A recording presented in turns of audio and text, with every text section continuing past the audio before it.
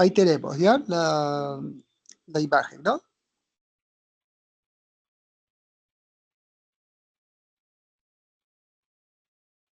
¿Se ve la imagen, jóvenes? ¿Me confirman, por favor? Sí, profesor. Se ve. Sí, profesor. Por sí se ve. Bien, gracias.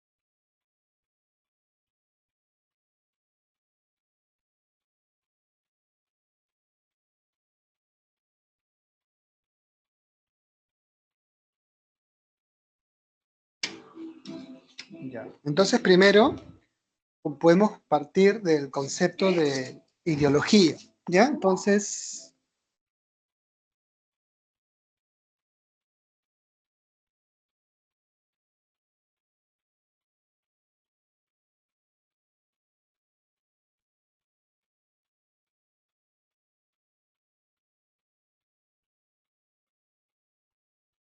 bueno, una ideología es un conjunto de pensamientos que han sido sistematizados de manera coherente. A partir de la ideología se entiende o se comprende, se interpreta un aspecto de la realidad. ¿Ya? Esa es una ideología. ¿Qué significa? Que es un esquema de pensamiento mediante el cual nosotros interpretamos la realidad. Por ejemplo, ¿no? Cuando hablamos del conservadurismo como ideología, el grupo humano que lo practica o el país que lo practica considera que las normas, costumbres, ¿no? que forman parte de este esquema permiten explicar que así funciona una sociedad.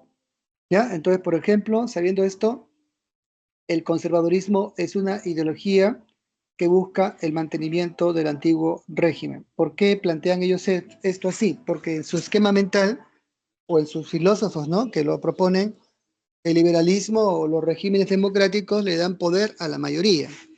¿Ya? Entonces, para el conservador, la mayoría no tiene la capacidad de poder decidir los destinos de una nación, ¿no? Así que esta debe estar reservada a una élite social, ¿no? Absolutista, ¿no? Que promueve la desigualdad, porque la democracia se basa en la igualdad, ¿no? Entonces la desigualdad es un elemento clave del conservadurismo, ¿ya? La sociedad debe ser estamental, ¿no? Debe ser jerarquizada, ¿ya? Sin ningún tipo de posibilidad de homogeneización, ¿no? Por esa razón, para sustentar esa desigualdad, se recurre mucho al espíritu de la tradición, ¿no? y a los privilegios de ciertos grupos que históricamente conformaron parte de lo que se llamó el antiguo régimen.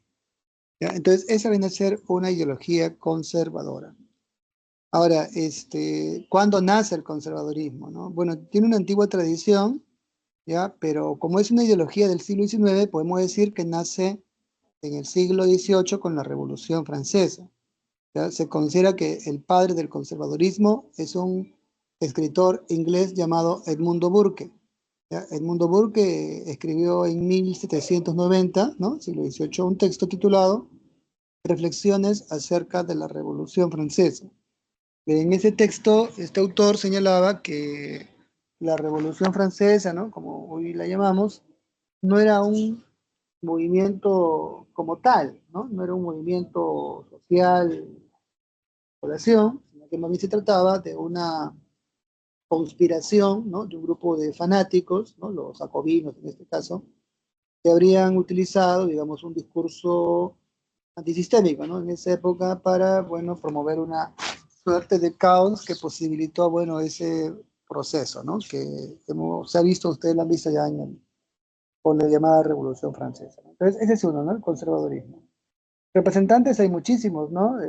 Digamos que si lo vemos en el contexto de Europa, ¿no? aparte de Burke, que en esa época está el conde Metternich, ¿no? primer ministro austrohúngaro, el canciller de hierro del Reino de Prusia, Bismarck, ¿no? defensor partidario de la monarquía, Napoleón III también, ¿no? el que formó el imperio napoleónico francés, bueno, entre otros. ¿Ya? Entonces, ese vendría a ser el conservadurismo. ¿Alguna pregunta?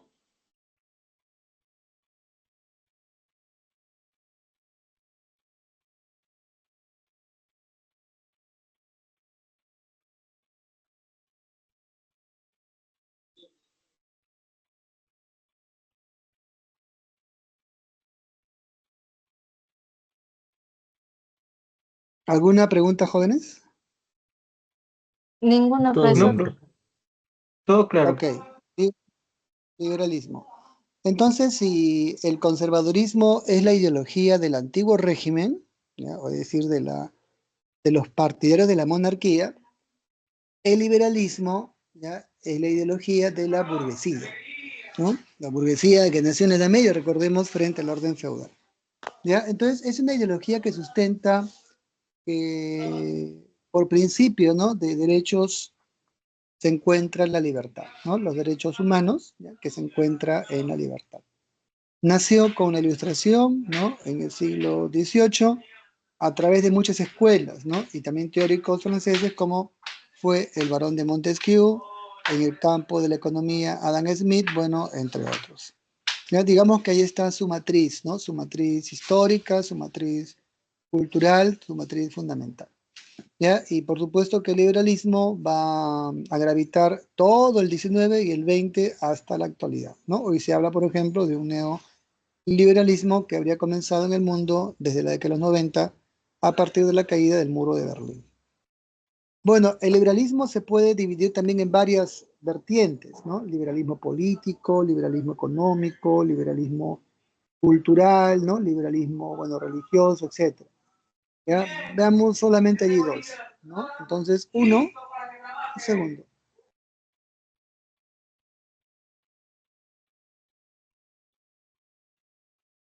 Bien, primero es el liberalismo político, ¿ya? Recuerden que uno de sus referentes fue el barón de Montesquieu, ¿no? El barón de Montesquieu, ¿no? Es autor del Espíritu de las Leyes, ¿no? Para el siglo XVIII, y un poco más temprano el inglés John Locke, ¿no? Recuerden que este escritor británico, filósofo político liberal, autor del segundo tratado de gobierno civil, bueno, fue el teórico de lo que se llamó en Inglaterra, bueno, la Revolución Gloriosa, ¿no? Que estableció los principios fundamentales de la monarquía parlamentaria, ¿no? Es decir, el rey reina, pero no gobierna, sino gobierna el parlamento que representa al pueblo, ¿no? O representa, o es un gobierno representativo en este caso.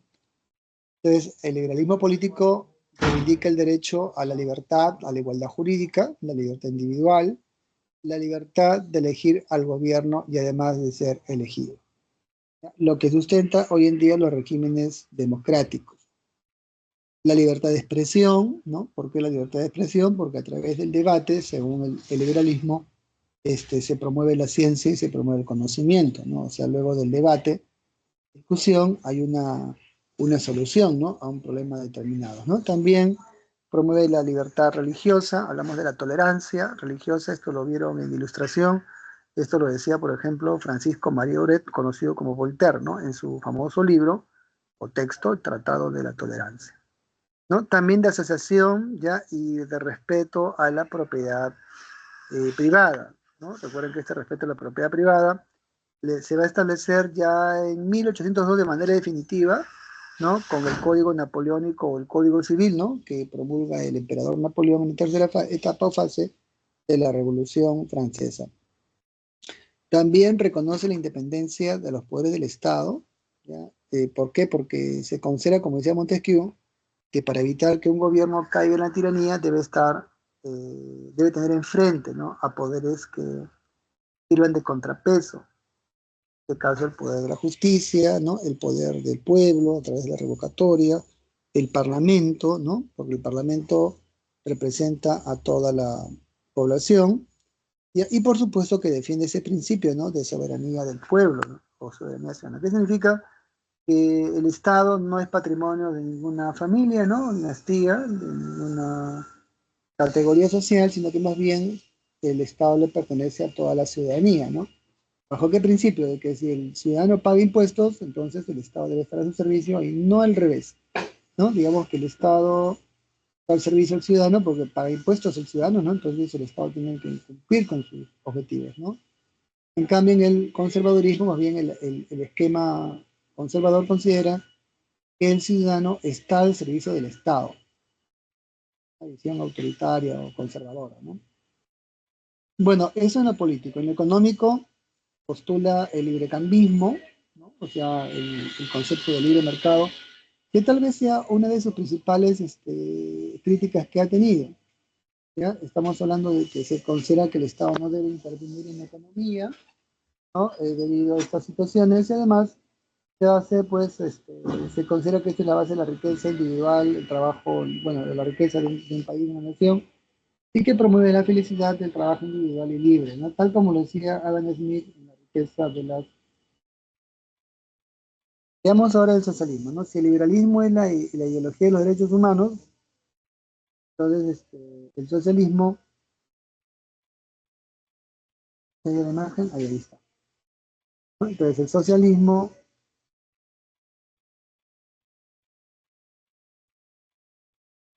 ahí está. Entonces el socialismo, ¿dónde está? Ya, ahí está. Bueno, es la ideología del proletariado. Recuerden que el llamado proletariado, ¿no? En fin, es un segmento, una nueva capa social, ¿ya? Un segmento social que surgió como resultado de la revolución industrial, ¿no? Entonces, al quedar desprotegida, ¿no? Digamos, de los elementos básicos de subsistencia, esta clase obrera o los intelectuales, ¿no? Digamos, favorables a ella, construyeron este esquema de conocimiento, ¿no? En donde ellos consideraban que, digamos, como tal, ¿no? Promovía la defensa, ¿no? De la unidad al conservadurismo, al librecambismo, este, digamos, por eso dice, ¿no? Destaca el aspecto comunitario, ¿no? Lo que se va a llamar comunismo. Se propone como una alternativa frente al individualismo, al cual lo consideran que es un poco egoísta. Pero quizás lo más importante de esta ideología es su crítica al capitalismo, ¿no? ¿Por qué lo critican? Porque ellos consideran que el capitalismo crea sujetos mercancía, ¿no? Es decir, que condena a la humanidad o a una población a calificarse, ¿no? Como mano de obra para que ésta la pueda vender como fuerza de trabajo en el mercado, ¿no? En el mercado de trabajo. Entonces, de ahí lo plantea esta crítica, ¿no? Y existen dos niveles, ¿no? Los llamados utópicos y los llamados científicos, ¿no? Los utópicos son los socialdemócratas, ¿ya? Que promueven la propiedad colectiva, obviamente, pero buscan también una suerte de trabajo cooperativo y una alianza entre la burguesía y la clase obrera, ¿no? A través de comunidades fanastelarias. Ahí tenemos a sus representantes, ¿ya? Proponen una evolución, ¿no? Digamos, Saint-Simon, ¿no? El conde Saint-Simon, este, que propone la explotación racional, ¿no? De los recursos por una población idónea. ¿Ya? Edward Fourier, ¿no? Que es francés también, con la creación de los falasterios, comunidades autónomas de producción apoyadas por la burguesía, y Charles Owen, empresario inglés, que promovía pues el cooperativismo y también un aumento de salario con reducción de la jornada laboral. ¿Por qué lo planteaba así? Porque él consideraba que el aumento del salario era importante para crear demanda, ¿no? Entonces, a mayor demanda, eh, a una mayor reducción de la jornada, la unidad operativa, ¿no? En este caso el productor, el trabajador, tenía el tiempo suficiente y el ingreso para poder gastarlo, ¿no? Entonces, esto le daba dinámica a la economía, ¿no? De ahí lo importante que fue las teorías de Owen, ¿no? Entonces se decían que eran medias socialistas, bueno, así, ¿no? Bueno, los científicos, Marx y Engels, ¿no? Marx, autor del Capital, que promovía, bueno, el conflicto social, ¿no? A través de lo que llamaba lucha de clases, y por supuesto, ¿no? Una visión histórica, ¿no? Escatológica, en donde el capitalismo como sistema económico sería superado por otro, ¿no? Que él consideraba que vendría a ser algo que ocurriría, ¿no? Llamaba la etapa o la sociedad socialista, donde lo central, ¿no? En ese proceso era la eliminación de la propiedad privada. ¿Ya? Entonces eso está en esos textos de estos autores, ¿no? El Capital, ¿no? En fin, la Sagrada Familia, bueno, en fin, otros textos más. Bien, el nacionalismo. ¿Ya? El nacionalismo es la ideología de la patria, ¿no? Porque lo dice ahí. ¿Ya? Es una ideología que propone la soberanía, la autonomía de todo país, de toda nación. ¿Ya? Es una autonomía territorial, ¿no? De los países que se practica porque cada ciudadano está obligado a defender la nación o el lugar donde uno ha nacido. ¿ya? Digamos, la nación se deforma a partir de ciertos elementos, ¿no? Como es la población, ¿no? Es el idioma, es la cultura, las costumbres sociales, ¿no? También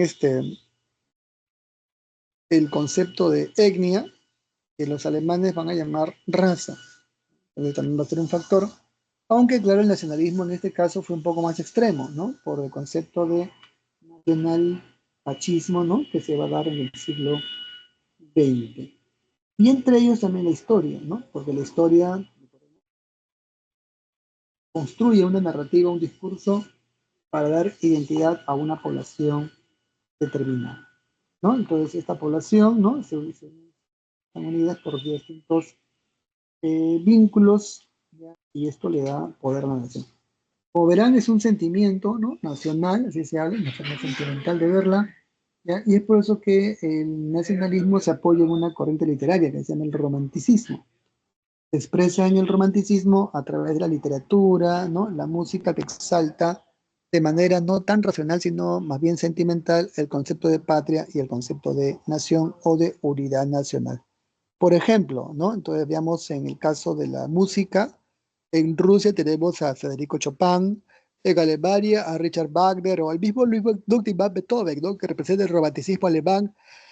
En Rusia a Pierre Ilyich Tchaikovsky, ¿no? Bueno, Chopin también decíamos, o Rachmaninoff, bueno, entre otros escritores, ¿no? En Italia, Giuseppe Verdi, ¿no? Que canta la reunificación italiana, ¿no? Con Garibaldi, ¿no? El conde Cavour y el rey Víctor Manuel II.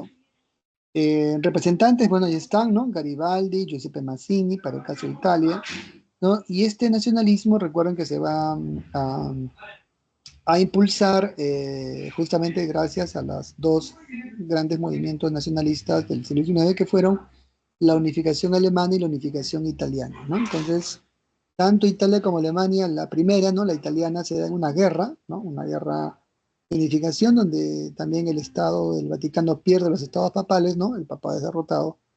Y la segunda, en el caso de la guerra externa, ¿no? El caso de Prusia, que entra en guerra con Francia, ¿no? La guerra franco-prusiana, y en donde, bueno, Prusia logra la unión de los estados de la Confederación del Rin, que son los estados germánicos, y se van a unir para formar el segundo imperio alemán, porque el primero había sido formado por, bueno, en la época medieval por Federico Barbarroja, ¿no?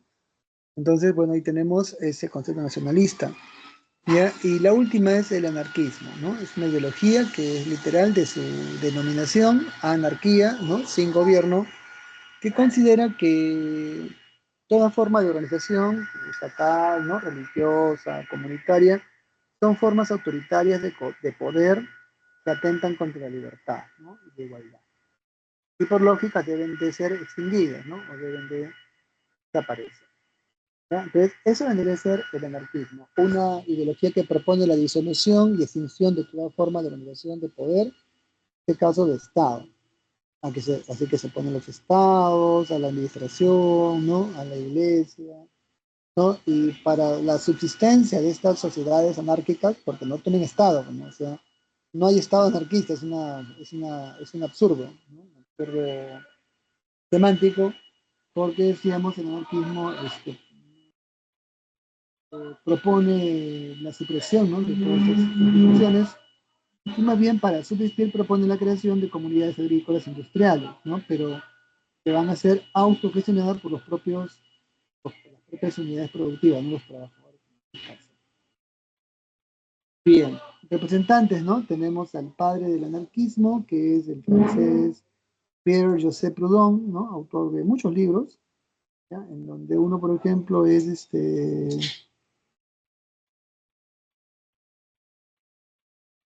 autor de un libro llamado Filosofía de la Miseria, ¿no? Y el ruso Mikhail Bakunin, ¿no? Autor de Dios y el Estado. Ellos serían sus principales representantes, ¿no? Bien. Ahora, estas ideologías, ¿por qué surge también, no? Ya, esto se da porque en el siglo XIX hay una época de cambios, ¿no? Dramáticos, heredados de la Segunda Revolución Industrial y la Entonces, 19.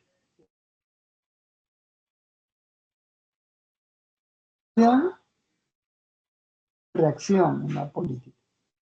Por ejemplo, ¿no? Si la Revolución Francesa acabó con la monarquía, San Napoleón se restablecía borbónica con Luis XVIII, ¿no? Con Carlos X. 19 es un periodo de renovaciones, cambios, ¿no? Restauraciones de poder, la Santa Alianza, ¿no? Por ejemplo, o el Congreso de Viena, ¿no? Como también se ha visto. Pero también es la época de las últimas revoluciones liberales, ¿no? Donde básicamente son dos, ¿no? La de 1830 y la de 1848. ¿Ya? Entonces, ahí pueden ver, ¿no? Ambas tienen alcance continental, pero la segunda lo va a tener mucho más, ¿no? La primera más un alcance local, que fue la de 1830. ¿Ya? Ahora, hay un antecedente, sí, ¿no? La rebelión de 1820 y 1825. ¿Ya? Esto es una revolución antiabsolutista, ¿no? Que se inicia en España contra Fernando VII, ¿no? Esto más o menos se puede ver ahí. ¿Ya? Entonces, a ver, un ratito. Segundo.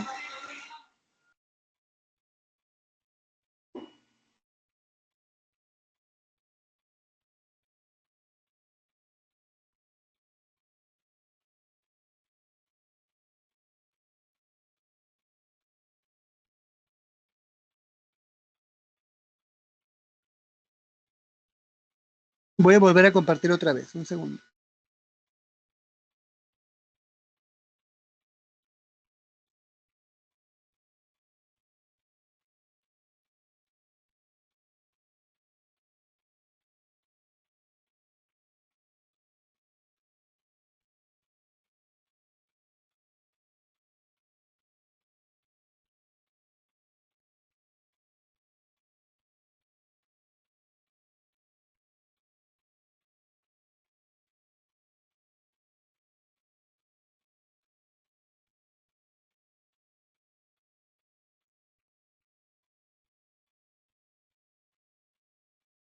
A ver, vamos a compartir entonces. Un segundo.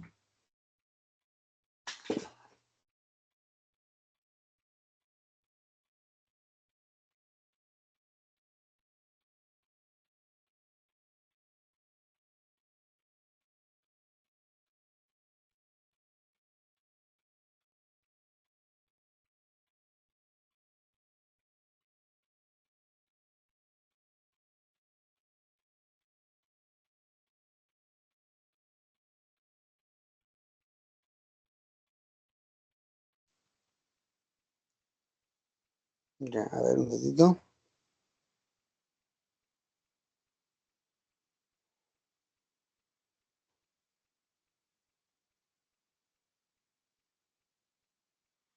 Ya, ahí está, ¿no? Bien, entonces eso respecto a lo que es el alcance de estas revoluciones liberales. ¿Ya? Entonces comenzaría, decíamos, en 1820, ¿no? En el caso de España, debido al absolutismo de Fernando VII, ¿no? Recuerden que Fernando VII va a establecer la restauración, ¿no? En España, y esto, bueno, promovió la independencia, ¿no? De las repúblicas hispanoamericanas, ¿no? Recuerden que las repúblicas hispanoamericanas habían aceptado lo que era, pues, los acuerdos de la Corte de Cádiz y además la Constitución Liberal de 1812, ¿no? Por lo tanto, cuando Fernando restaura el absolutismo, van a perder todos esos privilegios, ¿no? Todas esas condiciones, así es que eso motivó que las repúblicas hispanoamericanas, bueno, los países, ¿no? Coloniales lograran su independencia. Bien, eso respecto entonces a esa primera, ¿no? La segunda, que es la de 1830, va a ser en defensa de la libertad de expresión, ¿no? Tal como se lee allí. Ya estamos hablando que el rey Carlos X, ¿no? Va a dar unas ordenanzas de San Cloud, ¿ya? En donde se establecía la censura de la prensa y disolvía la Cámara de Diputados, ¿no? Limitando el derecho al voto. ¿Ya? Recuerden que el derecho al voto y la libertad de prensa, ¿no? Que es la expresión, ¿no? Ahí se muestra la expresión ciudadana, son elementos centrales en el mundo contemporáneo, ¿no? Del liberalismo. ¿Ya? ¿Por qué? Porque recuerden que esto permite transparencia en las negociaciones, ¿no? Y en el caso de la política, en la medida en que con gobiernos liberales, ¿no?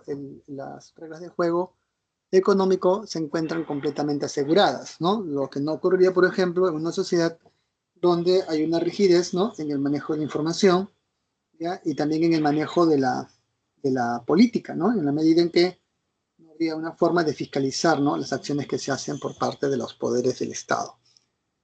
Bien, ¿qué sucedió? Bueno, también se le conoce esta de 1830 como la de las Tres Gloriosas, ¿no? La de la monarquía de Julio, porque justamente se dan en ese mes, ¿ya? Así que se produjo el derrocamiento de Carlos X y su sustitución por el gobierno de Luis Felipe de Orleans, ¿no? Luis Felipe de Orleans, conocido como el rey burgués, se va a convertir ahora en el nuevo gobernante de Francia.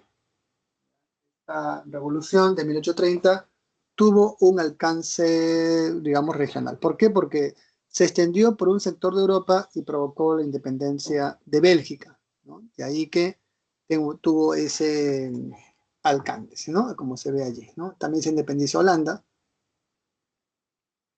Bélgica, perdón, ¿no? Bien, veamos la del 48. ¿Ya? Esta es más de alcance continental, ¿no? Se le conoce como Primavera de los Pueblos. ¿Ya? Y es porque se extendió por gran parte de Europa, como se ve en el mapita, ¿no? Primero, ya tenemos que este rey burgués, ¿no? Comenzó a iniciar una política también de tipo absolutista. Esto se va a ver sumado, bueno, a una crisis económica, ¿ya? Que, bueno, limitó el poder de gasto, ¿no? De los sectores mayoritarios del país de Francia. ¿Ya? A todo ello, para evitar las críticas, ¿no? Se prohibió las reuniones políticas de la oposición, conocido como banquetes públicos, ¿no? Recuerden que el nombre de banquete alude pues a un tipo de gasto, ¿no? Una comilona, que por supuesto trataba de dañar la imagen de la burguesía. ¿Ya? Así que la población organizada, ¿no? En las llamadas jornadas de febrero van a sustituir al rey formando un gobierno de república, ¿no? Vendría a ser la Segunda República Francesa, porque la primera, ¿no? La que se había formado, bueno, la Primera República fue en la Revolución Francesa, ¿no? Con la Convención Jacobina. Esta sería la segunda. La tercera sería luego de la Guerra Franco-Prusiana, ¿no?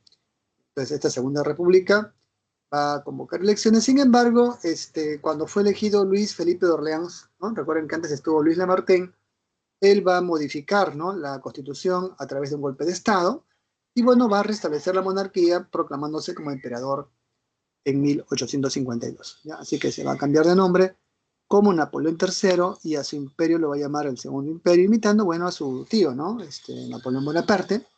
¿Ya? Así que va a iniciar, bueno, una política agresiva, ¿ya? Y, bueno, va a intentar, ¿no? Invadir México, ¿no? Iniciando el imperialismo aquí en América, y luego va a enfrentar a su antiguo socio, ¿no? Prusia en la guerra franco-prusiana, ¿no? Lo cual va a provocar, bueno, recuerden que ahí va a provocar la caída del imperio francés y se va a promover el segundo imperio alemán. Bueno, las consecuencias, ¿no? Se entra a una época de crisis por toda Europa, ¿ya? Hay cambios en Alemania, cae el Metternich en Austria, bueno, entre otros, ¿no? Bien, ahora veamos el llamado imperialismo. Entonces, ¿qué es el imperialismo? Bueno, es una política supranacional, ¿no? Que practican países o naciones altamente desarrolladas, ¿no? Vamos a llamarlas potencias mundiales o potencias industriales. Ya esta expansión se da más allá, ¿no? De sus fronteras naturales con la intención, bueno, de apropiarse, de explotar, ¿no? Usufructuar las riquezas que pertenecen a otro país que es de economía más débil y de política también más débil. ¿Ya? ¿Qué es lo que quiere o qué buscan estos países? Bueno, buscan controlar los mercados, los bienes y servicios, ¿no? Los recursos naturales, ¿no? Hablamos del petróleo, ¿no? Hablamos de la agricultura, hablamos de la minería de cobre, ¿no? Hablamos del salitre, ¿no? En el caso de América Latina, por ejemplo, fue por el salitre, ¿no? O el caucho también, ¿no? Recuerden que el Imperio Británico promovió guerras en América Latina no directamente, sino indirectamente para apropiarse de recursos como el caucho, el salitre, bueno, entre otros, ¿no? Vemos algunas características que ahí se mencionan, ¿ya? Y tal vez aquí la caricatura el reparto de China lo pueda explicar mejor, ¿no? Ahí vemos nosotros a la reina Victoria, ¿no? A los franceses, a los turcos, ¿no? A los japoneses, todos ellos quieren pues un pedazo de China, ¿no? Ahí está el Kaiser, ¿no? Todos quieren Profesor, algo de China, ¿no? Es un mapa de China, y los chinos, por supuesto, que en esa época eran un país débil, ¿no? No tenían el poder, pues, militar de poder defenderse, ¿no? Ante esa agresión. Además, la monarquía manchú era muy débil, ¿no? Bueno, vamos ahora las características, ¿no? profesor, Decíamos, se forman imperios. Sí, adelante. disculpe que lo interrumpa, Adelante. pero volviendo al subtema anterior, que era la segunda revolución industrial, ¿me podría decir cuál es la diferencia entre el taylorismo y el fordismo? No, no encuentro su diferencia para poder entender la Es- definición de los dos. sí, ¿la segunda razón industrial está acá? No. No es el subtema que está dentro de la semana 12 de historia, que es la segunda revolución industrial, que está atrás del imperio, del subtema imperialismo. Un poquito más Ah, ya. adelante. Acá no está, ¿no? En la separata no la veo, pero bueno, la explico. Ya, el taylorismo, acá creo que está, a ver.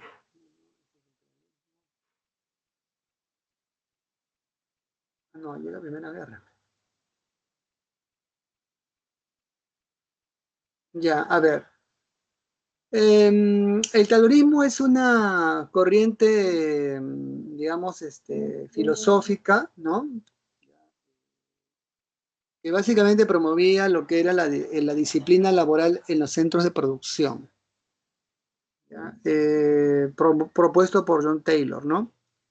Bueno, ¿qué decían estos personajes, ¿no? Favorables al taylorismo? Que para que el país pueda prosperar y la economía pueda avanzar, se requería del trabajo ordenado, ¿no? Planificado, y una forma de hacerlo era eliminando los tiempos muertos de la producción. ¿Qué es un tiempo muerto? Es el tiempo que cada unidad productiva el trabajador tenía para realizar ciertas actividades. Entonces, por ejemplo, ¿no? En las empresas en ese tiempo había un poco de, ellos veían, ¿no? Que había mucho desorden en la actividad, ¿no? O sea, el trabajador, recuerda que muchos de estos trabajadores eran, antiguamente habían sido artesanos o maestros, ¿no? Entonces conocían el proceso productivo. Entonces encontraban la forma, por ejemplo, o no podían medir el llamado tiempo muerto, ¿no? Por ejemplo, ahí se trabajaba cuántas horas, 14 o 12 horas, ¿no? Entonces, ¿cuánto había horas de refrigerio? 2 horas, ¿no? Trabajan de 7 a 7 de la noche o de 7 a 9, pero tenían 2 horas de refrigerio, ¿no? De 12 a 2 de la tarde, ¿no? Digamos que era lo normal, lo era la costumbre. Entonces, el taylorismo buscaba, bueno, hacer una mayor disciplina, ¿no? Laboral. Reglamentar, por ejemplo, el uso del almuerzo, ¿no? O sea, el uso del descanso, ¿no? Por ejemplo, en el momento en que el trabajador iba al baño, tenía que haber un horario específico, ¿no? La idea era que la producción no se paralizase y se promoviese una, digamos, especialidad, ¿no? En el trabajo. Pero es disciplina laboral. En cambio, el Fordismo es una expresión que surgió para calificar los sistemas de automontaje que hizo el empresario de los autos, ¿no? Henry Ford, ¿ya? Que es famoso por sus autos que él fabricó, para, bueno, que el trabajo sea automatizado, ¿no? Automatizado y en una producción en serie, en donde, digamos, se pudiese, pues, incrementar la producción, ¿no? De manera masiva con, digamos, procesos de ensamblaje, ¿no? De las unidades que se estaban produciendo, ¿no? Entonces, esa es la diferencia, ¿no? El taylorismo es disciplina laboral y el fordismo es automatizar el trabajo para incrementar la especialización, ¿no? O sea, unos que colocan las llantas, ¿no? Otros que colocan el chasis, otros que colocan la electricidad, otros que se dedican a la metalmecánica que colocan los asientos, ¿no? Los forros de los automóviles, bueno, entre otras. Esa sería la diferencia. Ah, ya, profesor, muchas gracias. Bien, este, bueno, decíamos entonces que el imperialismo vendría a ser eso, ¿ya? Uno es el neocolonialismo, sea, que antiguamente los imperios invaden, porque invaden también, pero ahora la invasión es de otra forma. Se invade a través del capital financiero. ¿Cómo así? Se exportan capitales, ¿no? Y esa exportación se da a través de dos mecanismos. Uno, la política de deuda, es decir, se empresta a los países retrasados, ¿no? O subdesarrollados para que luego cobrárselos con altos impuestos, ¿no? O, perdón, con altos intereses, ¿no? O sea, son intereses pues muy grandes, ¿no? Para que la deuda crezca. Y dos, a través de la exportación de capitales, la inversión. Recordemos que los estados pobres, ¿no? Pedían capitales y bueno, el empresario o las empresas, ¿no? Le decían, bueno, te doy el dinero, te vamos a hacer la inversión, pero queremos algo a cambio, porque el capitalismo no es gratis, ¿no? Entonces, ¿qué queremos? Los puertos, queremos el cobre, queremos el caucho, ¿no? Queremos la navegación libre por el lago Titicaca, ¿no? Por decirlo así, ¿no? Queremos los ferrocarriles, ¿no? Por ejemplo, en el contrato Grace así fue el intercambio, ¿no? Fue la obligación, ¿no? Que cancelamos la deuda, pero queremos esto, ¿no? Ferrocarriles, las tierras amazónicas y queremos el lago, la navegación libre, la exploración libre, la lago Titicaca, etcétera, etcétera, etcétera, ¿no? Tercero, ¿no? Surgen empresas multinacionales. Estamos hablando de que ya no son empresas nacionales, sino son monopolios, ¿no? Son consorcios que articulan ya continentes o países, ¿no? Entonces son empresas multinacionales, ¿no? Que no tienen un lugar fijo, ¿ya? Y estas son muchísimas, ¿no? Que van apareciendo. ¿Ya? Y bueno, un dominio directo sobre las materias primas, ¿no? Claro, esto cómo se asegura con una administración neocolonial, ¿no? Caso de la India, caso de Sudáfrica, ¿no? Donde el principal representante va a ser el Imperio Británico en esa época. ¿Qué se controla? Bueno, o se domina directamente las materias primas, ¿no? Ya sea el oro, el marfil, en África, ¿no? En Sudáfrica el salitre, ¿no? En fin, en Bolivia. Mercados y la mano de obra, ¿no? Para que puedan trabajar, bueno, en estos sectores productivos que están invirtiendo. Entonces, las causas, ¿no? Son económicas, búsqueda de materias primas, ¿no? Y fuentes de energía.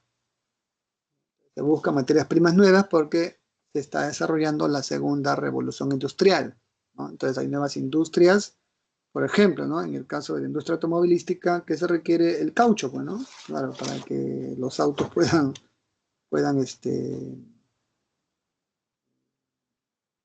desplazarse, ¿no? Se requiere pues la industria del caucho, ¿no? También tenemos un nuevo sistema de consumo, ¿no? Los consumidores, clase media, así que hay nuevos mercados de consumidores, ¿no? Para colocar bienes y encontrar inversiones, ¿no? Obviamente con la segunda revolución industrial hubo un crecimiento demográfico, hay un crecimiento demográfico, una sobrepoblación y por supuesto una emigración de los pueblos de Europa hacia el resto del mundo, ¿no? Entonces llegan con los llamados colonos, ¿no? Colonización, ¿no? Que se da por los pueblos italianos en Argentina, ¿no? Alemanes en la selva de Villarrica en el Perú, ¿no? Suso, bueno, etcétera. Por supuesto fomentados por los gobiernos, ¿no? O los japoneses que llegan con mano de obra técnica a finales del siglo XIX ya, ¿no? En lo político se busca el prestigio internacional. Estamos hablando de que estos imperios o estados buscan mantener ese prestigio y explica el porqué de las guerras también, ¿no? No ceden un ápice frente a sus competidores, ¿ya? Porque eso podría crearles una mala imagen, ¿no? Y este prestigio se va a construir sobre el concepto de civilización versus barbarie, ¿no? Entonces acá vemos, por ejemplo, en esta caricatura sobre el Congo, ¿no? Como el rey de Bélgica se impone, ¿no? Sobre el Congo, que son aplastados, ¿no? Por esta víbora colonial, ¿no? Que aquí se ve en esta sátira, ¿no? Sobre el emperador Leopoldo de Bélgica, ¿no? En lo ideológico tenemos una exaltación nacionalista. Se considera que la nación es europea, de matriz europea, y que los demás pueblos no son naciones, ¿no? Son tribus de bárbaros, ¿no? De incivilizados. Se construye una visión eurocéntrica, ¿no? En donde se legitimó el racismo, porque los europeos decían que ellos eran los blancos, pero europeos, ¿no? O sea, habían blancos, claro, en América, ¿no? En Asia también, pero ellos decían que el blanco europeo era superior y que el resto debía ser dirigido, ¿no? O sea, por estos blancos europeos porque estaban determinados por la providencia para conducir la civilización en el mundo. Entonces, los demás quienes eran bárbaros, ¿no? O africanos, ¿no? Se los llamaban indios, ¿no? En América, asiáticos, ¿no? Negros, africanos, bueno, etcétera, ya sobre la base del racismo y el concepto de darwinismo social, ¿no? Es un concepto ideológico, antropológico, para calificar que el hombre blanco era superior, ¿no? Por naturaleza y que los restos, los otros grupos humanos eran inferiores por la propia biología, ¿no? Según ellos estaban en esta ideología llamada darwinismo, aunque Darwin jamás dijo eso, ¿no? Pero es lo que decían estos europeos. Y bueno, un papel civilizador, ¿no? Y una labor misionera como justificación, ¿no? De este proceso de, de control o de imperar, ¿no? Y bueno, ¿cuál es el mayor imperio de esa época? Porque hay muchos imperios, ¿no? El imperio francés con Napoleón III, ¿no? El imperio británico, que es el mayor, el más poderoso, con la reina Victoria, ¿no? En la llamada época victoriana. Bueno, Inglaterra tiene la mayor cantidad de colonias a nivel mundial, ¿no? Es el país más próspero, ¿no? El país más avanzado, ¿no? Tiene toda esta,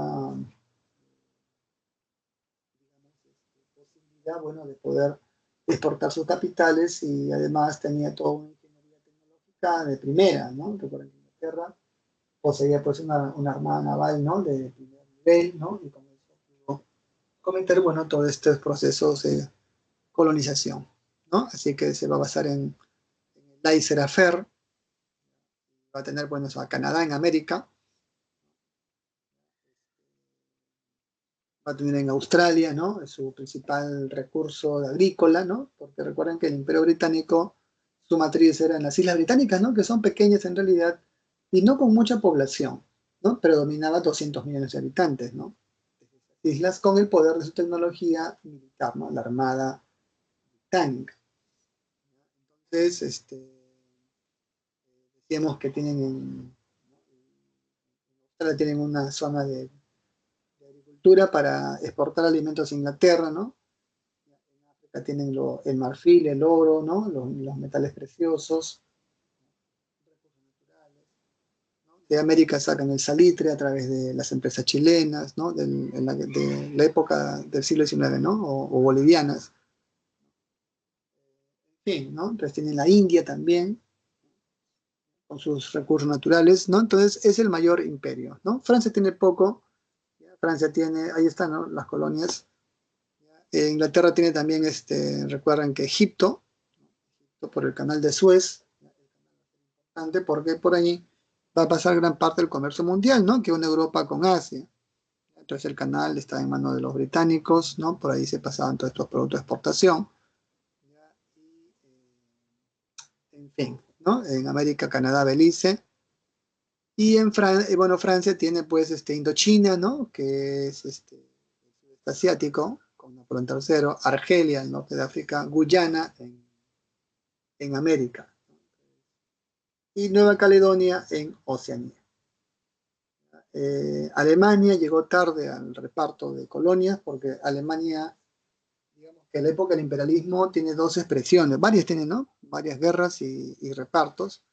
Las más simbólicas han sido uno, el reparto de África que hizo justamente Alemania en la época de Bismarck, ¿no? Así que Bismarck convocó a una conferencia de Berlín en donde, bueno, decidieron repartirse el continente africano bajo el supuesto o el criterio ideológico de que los africanos eran subdesarrollados y que no tenían capacidad de poder gobernarse por sí mismos.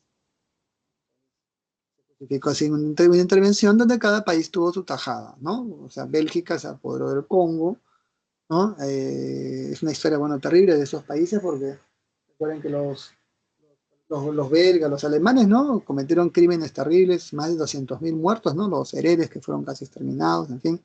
Tuvo el Camerún, ¿no? En Asia, las Islas Marianas, ¿no?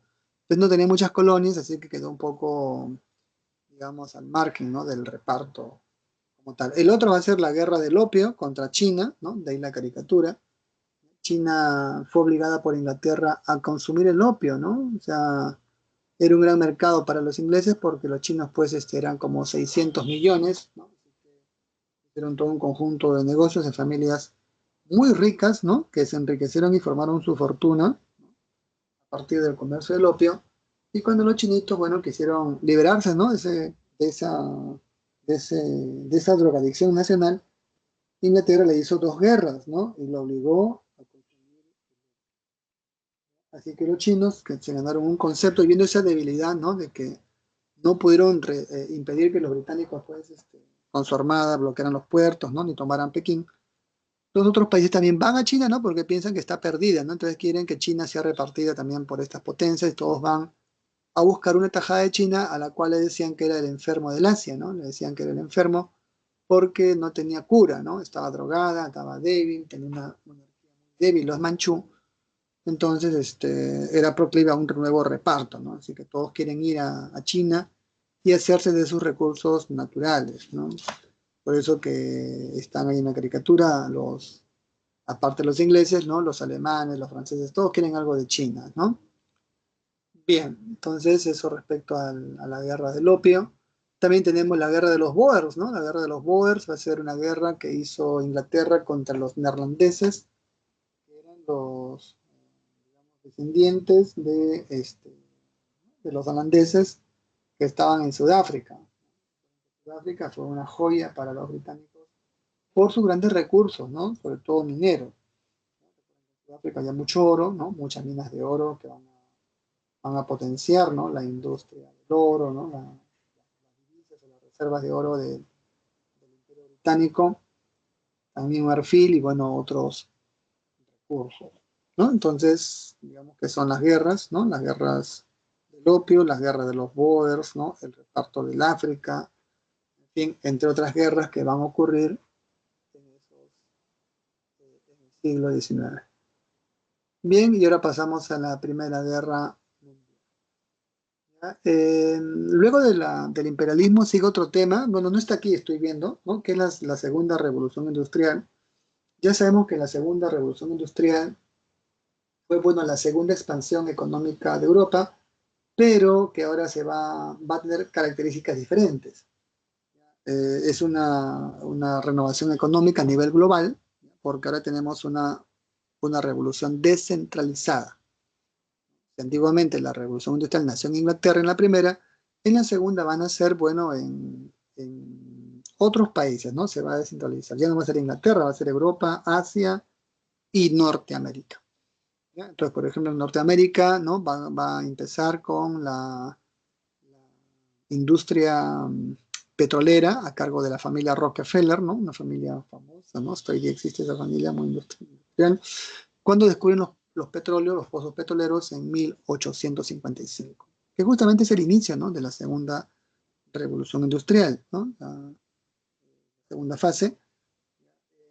En el Asia está Japón, ¿no? Japón lidera la segunda revolución industrial con la famosa dinastía de los Meiji, ¿no? Los Meiji o los Meiji, ¿no? Como se pronuncia, son una dinastía japonesa que liquidaron el feudalismo japonés con la famosa, la campaña contra los samuráis, ¿no? Los samuráis eran, pues, los señores feudales, fueron aniquilados completamente y así Japón logró unificar su país, unificar su nación, ¿no? Sobre la base de ese hecho, ¿ya? Y también, por supuesto, ¿no? Ahí tenemos a los reyes Yoshihito, ¿no? Mutsuhito, Yoshihito, que es padre de Hirohito, perdón, ¿no? Que es el emperador de la Segunda Guerra Mundial, Akihito, ¿no? Que luego le sucede, ¿no? Y en fin. Entonces, y en Europa está Francia, Bélgica, ¿no? Holanda, los Países Bajos, lideran Alemania, ¿no? La segunda revolución industrial. ¿Ya? Entonces fue una nueva, ¿no? Una nueva expansión económica a nivel global. Tiene algunos factores, ¿no? Que lo identifican, ¿no? Uno es, como decíamos, el taylorismo y el fordismo. ¿Para qué? Para retroalimentar, reestructurar el uso de la mano de obra. ¿Ya? Recuerden que con el desarrollo de la ciencia y la tecnología, la clase media se expande a nivel mundial. Entonces, la clase media que quiere también medios tecnológicos para el transporte y el trabajo, ¿no? Por eso que el automóvil se convierte en un elemento esencial, ¿no?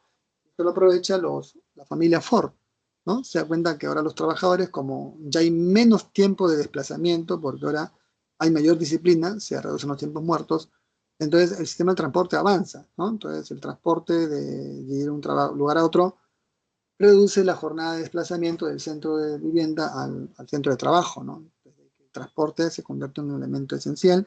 Y dos, por el comercio mundial, ¿no? Entonces, el ferrocarril, el barco, el ferrocarril a vapor, ¿no? El barco a vapor va a ser desplazado por nuevos energéticos, ¿no? Estamos hablando del petróleo, ¿no? Y la electricidad, ¿no? La electricidad, bueno, va a ser esencial porque aquí tenemos a la lámpara incandescente, inventos también, ¿no? Pero tenemos a Tomás Alva Edison, a Nicolás Tesla, ¿no? Para poder hacer que las fábricas no se detuviesen y pudiesen trabajar día y noche, ¿no? Lo importante que ha sido el tema de la segunda revolución industrial y estos nuevos energéticos, ¿no?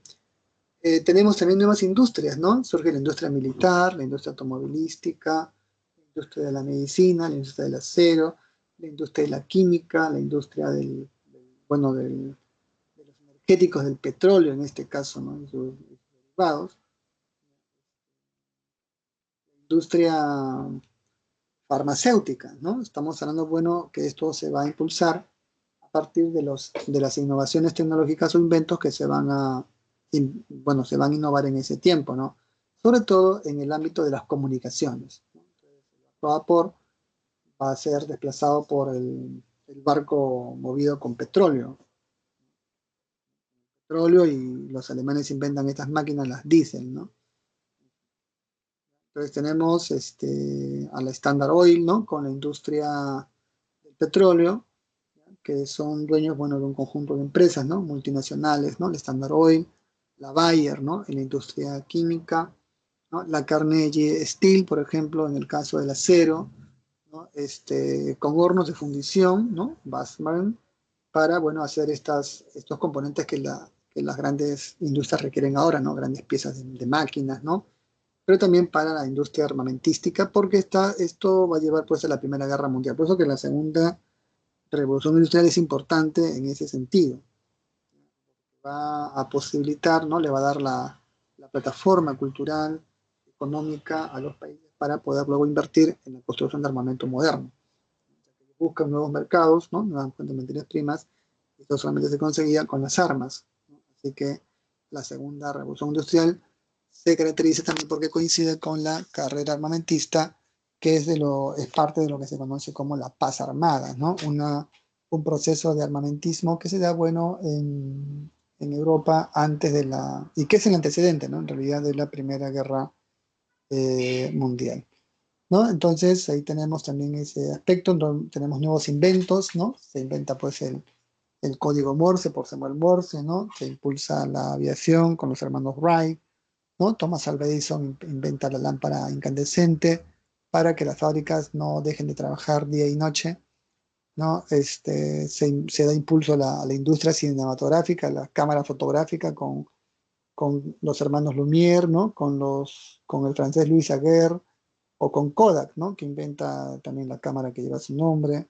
La automovilística también avanza, ¿no? Se inventa la motocicleta por Carl Benz, ¿no? Y también con sus autos, los Mercedes-Benz, bueno, en fin, entre otros que van avanzando. Michael Faraday inventa el dínamo, ¿no? Y en la medicina, ¿no? Para que esta prospere tenemos a Luis Pasteur, ¿no? Con la vacuna antirrábica, Roberto Koch, ¿no? Con el estudio del base de la tuberculosis, porque, bueno, los centros de producción fabril eran muy insalubres, ¿no? Muy cerrados, no había mucha ventilación y por supuesto que esto promovía la tuberculosis, ¿no? Entonces, hubo todo un estudio arquitectónico para que las fábricas tuvieran más ventilación y fueran un poco más amplias, ¿no? Y así evitar estas enfermedades, ¿no? Y también la industria automovilística, ¿no? Perdón, alimenticia, ¿ya? Que se va a desarrollar con las innovaciones que hizo Luis Pasteur, ¿no? A través de la pasteurización, que permite, bueno, tener alimentos, ¿no? Alimentos, bueno, eh, que pueden ser conservados, ¿no? Por este proceso, ¿no? Permitiendo su desplazamiento para su comercialización. Bien, luego de la segunda revolución industrial, ¿no? Entonces viene la Belle Époque, ¿no? Y de la Belle Époque que también es parte de esos años, ¿no? Que vendría a ser una época de optimismo intelectual, vendría la Primera Guerra Mundial. ¿Ya? Entonces, ¿qué fue la conflagración entre países altamente industrializados? ¿Ya? Van a poner en marcha, ¿no? Van a poner a fuego, en prueba, todos aquellos elementos que han inventado en la paz armada, ¿no? Que se inventó armas de destrucción masiva. ¿Ya? La idea era practicar una guerra total y hacer ensayos de guerra, ¿no? Para ver de qué forma respondían los países frente a estas políticas de agresión. ¿Ya? Entonces, esa fue la Primera Guerra Mundial, ¿no?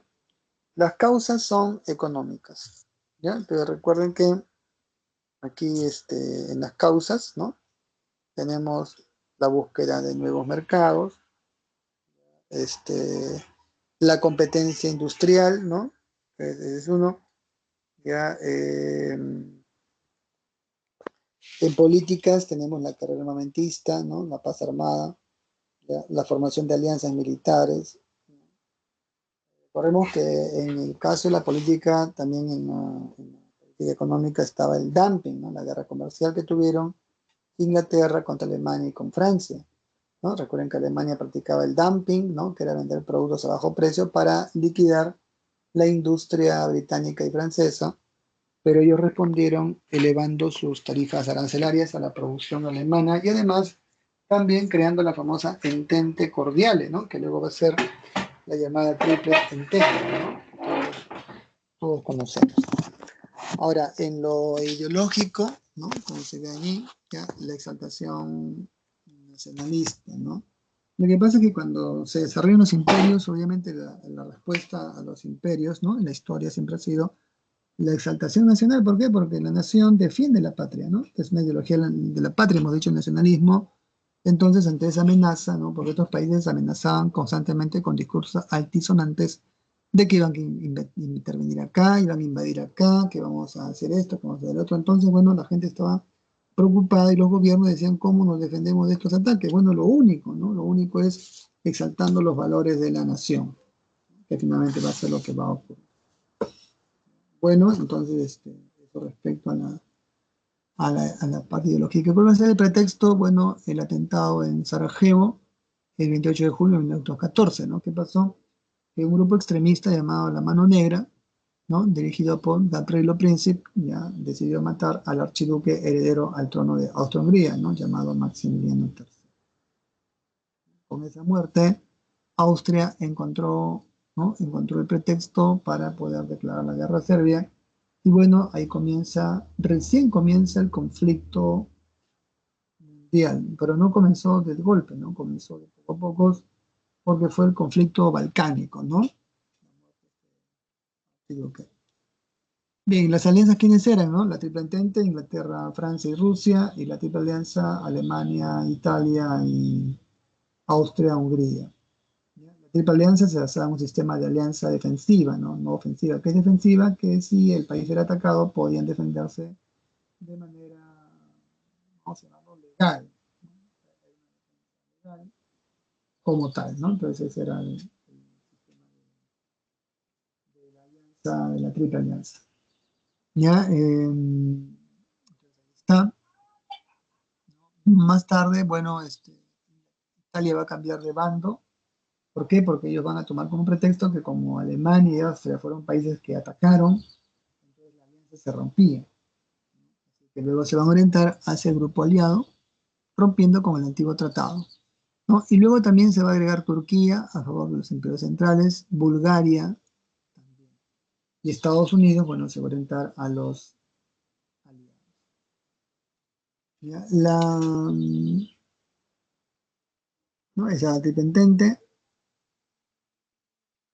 y el desarrollo de la guerra, ¿no?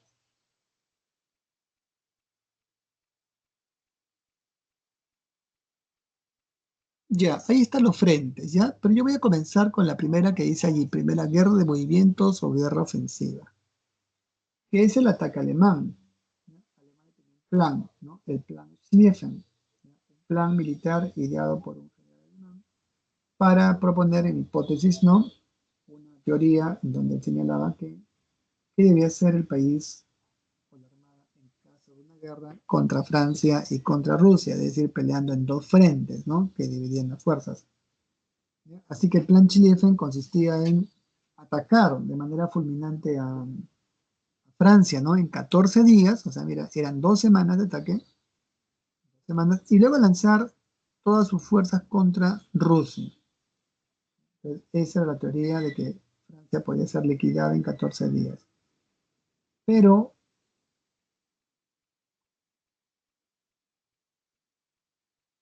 hubo una equivocación en los cálculos, ¿ya? Primero, la campaña contra Francia no demoró 14 días, demoró mucho más. ¿Y esto qué se debe? Bueno, los alemanes tenían que invadir Bélgica, ¿no?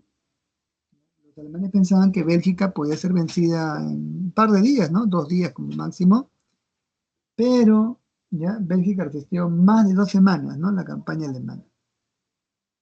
Fuerte secreto, el fuerte de Lieja, que demoró en ser tomada por varios días, ¿no? O sea, la campaña de Bélgica demoró casi 2 semanas, así que Alemania perdió la iniciativa, ¿no? Perdió el plan Schlieffen. Y los rusos se adelantaron, ya, invadiendo la región de Prusia Oriental. Y a pesar que Alemania los venció en batallas como Tannenberg, ¿no? Y los masurianos, ya digamos, la situación problemática se había...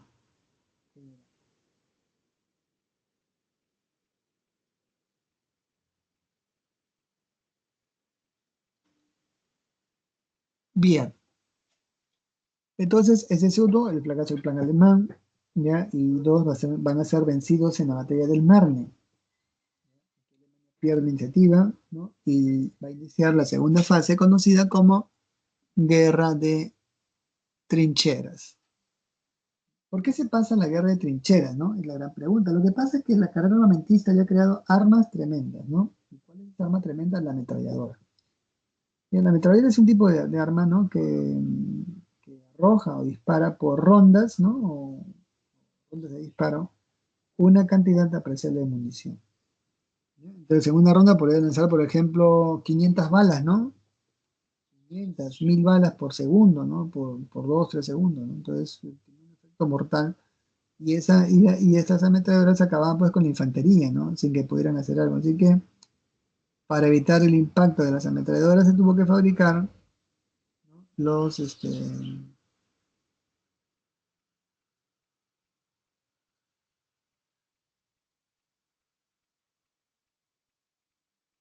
los búnker, ¿no? ¿Ya? Entonces, eso sería, ¿no?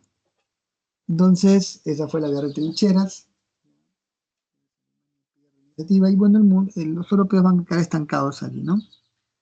Luego de ahí tenemos Alemania inicia la guerra submarina, ¿ya? ¿Y esto qué se debe? Bueno, porque había perdido posibilidad de poder avanzar más en el frente, ¿no?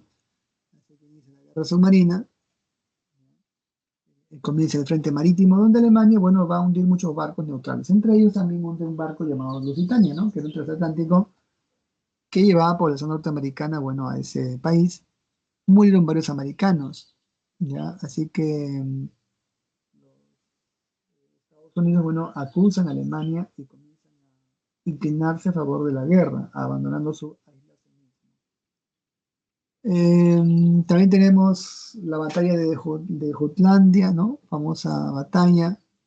Ya en esta batalla de Jutlandia, Alemania no pudo vencer a las tropas británicas a su armada, a pesar del bloqueo que hizo la marina alemana, ¿no?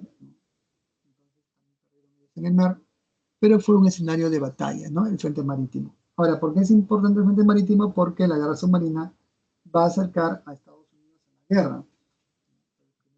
Britania, y luego el incidente Zimmerman, ¿no? Donde el gobierno al embajador mexicano que declarase la guerra, ¿no?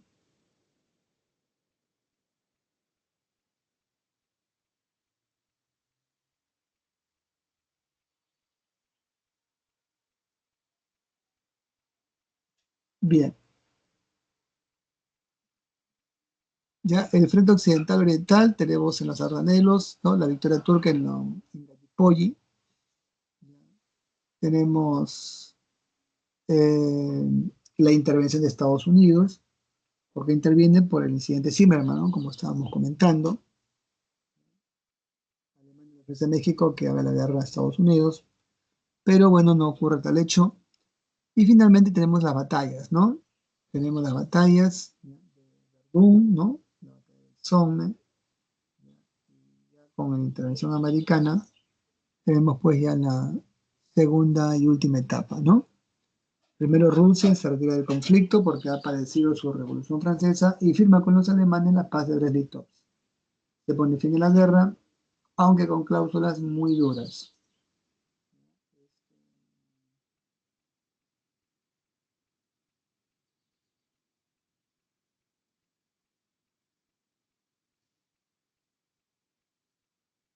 Bueno, pues ahí tenemos ya el final de la guerra. Ya, Estados Unidos viendo pues que la, que la guerra podía traer enemistades futuras, propuso un plan de paz llamado los 14 puntos. Y entre esos 14 puntos había uno que era crear la Sociedad de Naciones.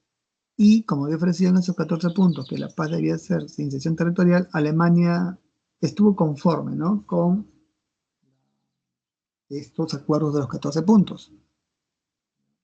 Por supuesto que cuando le preguntan esto a los norteamericanos, ¿no? Los americanos aceptan. Ya Alemania había sido vencida en la segunda batalla del Marne, ¿ya? Así que pidió el armisticio, ¿no? Esto se va a celebrar en el pueblo de Compiègne, ¿no? El mismo pueblo donde Alemania obligó a Francia a firmar su rendición.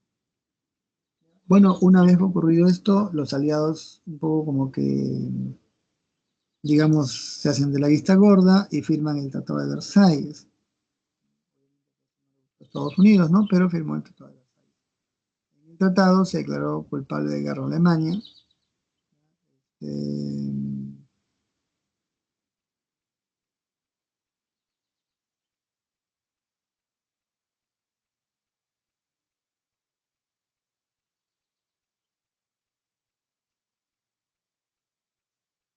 bien,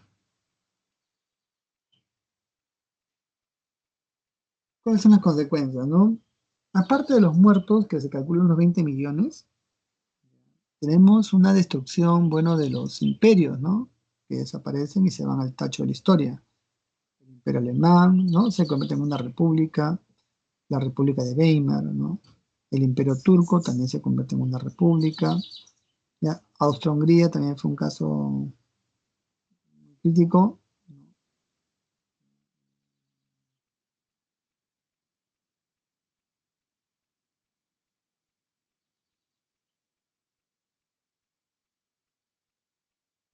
Bien,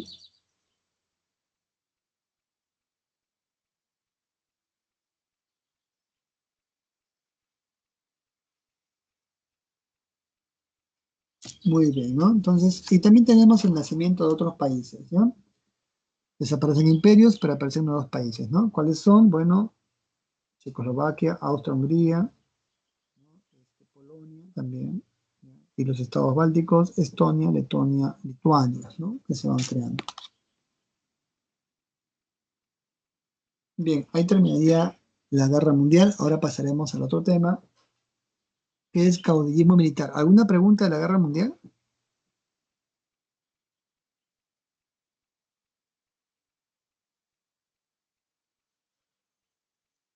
Todo bien, profesor. Bien, veamos ahora el caudillismo militar, que viene a ser lo que es historia del Perú, ¿no? Primero, recuerden que esto tiene que ver con el nacimiento del Perú independiente. ¿Cómo nació el Perú? Bueno, nació un país fragmentado. ¿Esto qué se debe? Que fue una guerra de independencia, ¿no? O sea, hubo una guerra, un conflicto muy duro que enfrentó incluso a familias, ¿no? Dentro de la misma familia, porque algunos eran pues partidarios de la monarquía, otros de la república, algunos eran partidarios del régimen colonial, ¿no? Otros de un cambio dramático, pero no solamente había sido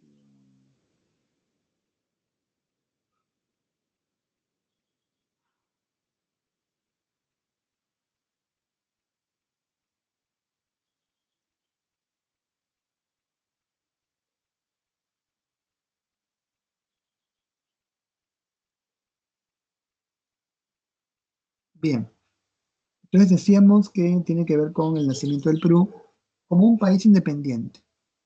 ¿Ya? Entonces recordemos que el Perú nació, bueno, un país muy fracturado, ¿no? Miles de esclavos. Si bien es cierto, San Martín había abolido el tributo indígena, los indígenas continuaron pagando tributo cuando Simón Bolívar restableció el tributo bajo la forma de contribución de indígenas. Entonces es un estado que todavía mantiene la esclavitud, ¿no? Hay miles de esclavos afrodescendientes porque San Martín solo dio una libertad de vientres, ¿no? Pues a partir del 28 los negros esclavos podían ser libres, pero no los hijos que habían nacido antes, ¿no? Como gente mayor. Entonces, o los nacidos, ¿no? Los niños que habían nacido pues antes de la proclamación de la independencia. Entonces había esa desazón, ¿no? Una desazón jurídica, ¿no? Respecto a ello. Ya en lo cultural, ¿no? Hay un fuerte espíritu tradicional en el Perú. Tercero, hay crisis política. ¿No?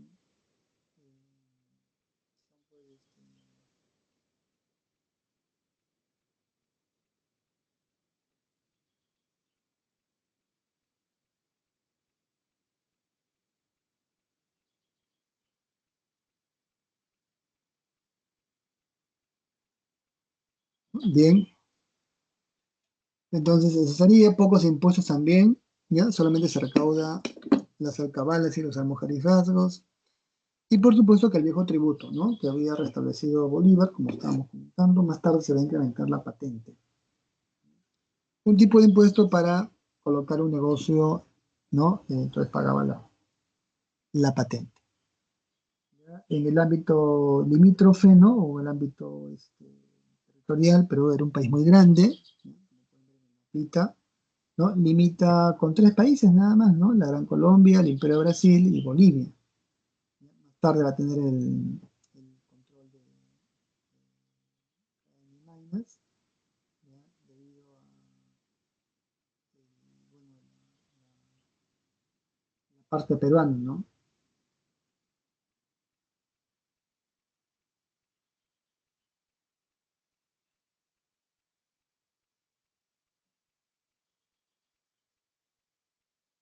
Bien, bueno, ahora veamos esos son los límites. Y también tenemos, bueno, lo que sería, pues, los principios de demarcación, ¿no? El uti possidetis y la libre determinación. ¿Ya? Uti possidetis es un término latín que significa poseer lo que se ha poseído y básicamente aludía a los territorios heredados de la antigua administración colonial. ¿Ya? Entonces uno nacía con la herencia colonial, ¿no? En el ámbito del derecho, ¿no? Así que los demás estados eran un poco precarios o un poco reconocidos, ¿no? Bien, ahora vemos los gobiernos, ¿no? Entonces tenemos ahí el gobierno de José de la Mar.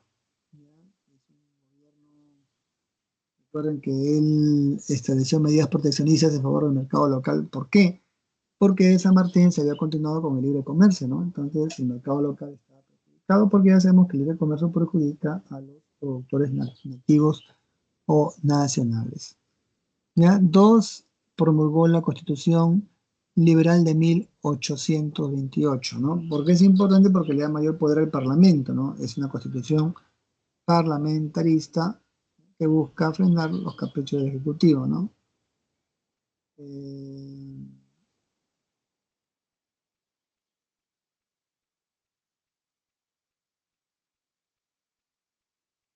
¿Ya? Entonces, eso sería, ¿no? La Constitución. Y bueno, el Perú entra en guerra con Bolivia y con la Gran Colombia. En el caso de Bolivia se da por la introvisión boliviana en el caso del sur. Recuerden que Bolivia y Perú se habían separado apenas unos 10 años antes, ¿no? Menos, ¿no? En 1825. No había mucha diferencia aún en esa época sobre lo que era o significaba ser peruano o ser boliviano. Al final, entonces, eh,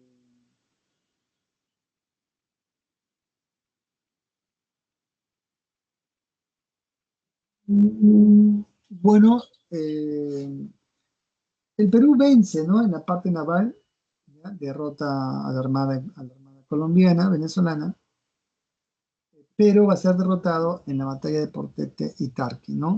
Esto que permitió un golpe de Estado, ¿por parte de quién? De General Gamarra, ¿no? Así que tenemos el gobierno de Agustín Gamarra. Él va a firmar los tratados, ¿no? Entonces tenemos el tratado, ¿no? Ya,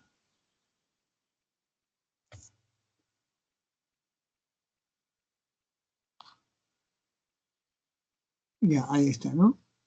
Entonces va a firmar el Tratado de la Reaguar, que pone fin a la guerra con la Gran Colombia, y el Tratado Pando-Noboa con Ecuador. ¿Por qué? Lo que sucede es que en la Gran Colombia, bueno, hay un cambio. Ya,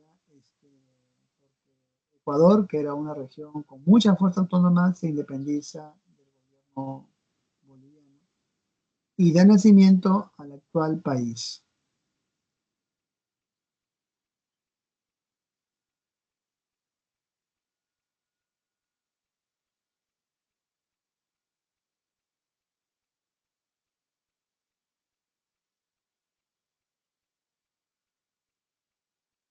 Muy bien, ya, entonces, ahora Ecuador es un país independiente, ¿no? Y también se produce una oposición e intentos de golpe de Estado. Gamarra tiene un sucesor natural que es Pedro Orbegoso, ¿no? El general, perdón, Pedro Bermúdez. Así que cuando él pretende una continuidad en el régimen, el Congreso, que en esa época se ordenaba por 2/3, se eligió a José Luis Orbegoso o Luis José Orbegoso para que sea presidente. Así que fue un presidente liberal, ¿no? Que ahora sufre ¿no? una oposición conservadora.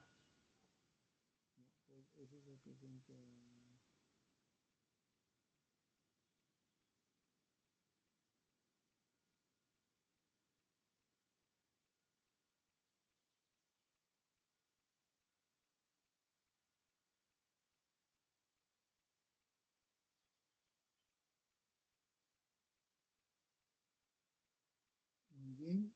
Entonces ahí tenemos la crisis del gobierno de Orbegoso. ¿Cuáles son? Bueno, tenemos la rebelión de Pedro Bermúdez, que termina con el abrazo maquinguayo, una suerte de pacto entre todos los líderes. Y luego el problema diplomático con España. España era un imperio, ¿no? Y obviamente el Perú no pudo salvar la vida a uno de sus astronautas, ¿no?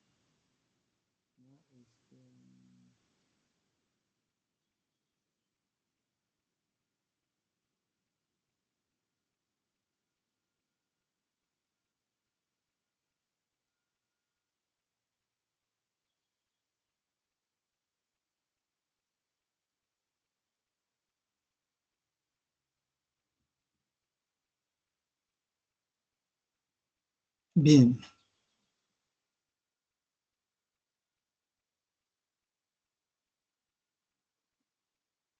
¿qué pasó entonces? Decíamos que Gamarra, ¿no? Deja el gobierno y Orbegoso se convierte en el nuevo líder. Cuando se promulga, bueno, se va a formar la confederación, ¿no? Esto tiene como antecedentes a los congresos de Guau de 50. Pero eso vamos a ver después, ¿no? Pero primero, el gobierno de Orbegoso tiene una crisis, ¿no? Intentos golpes de Estado de manera constante, ¿no? Para ver, como ven ahí, ¿no? Que llegó a ser gobierno, quizá, no, bueno, entre otros. Entonces,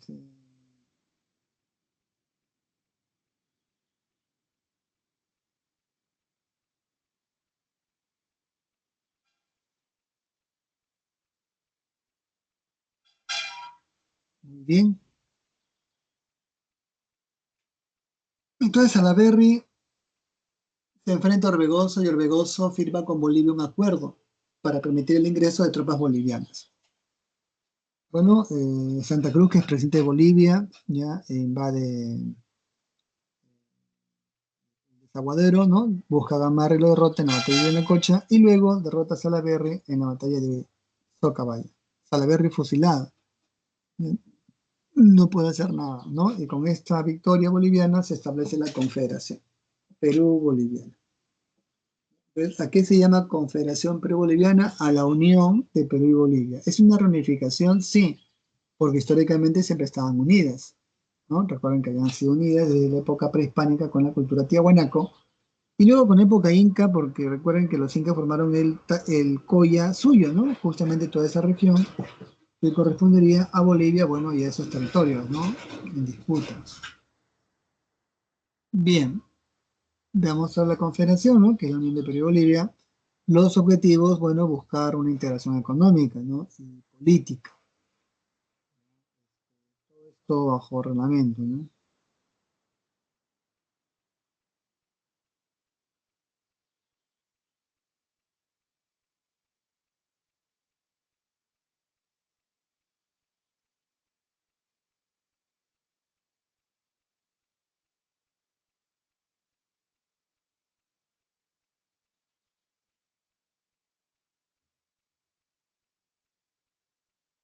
Bien,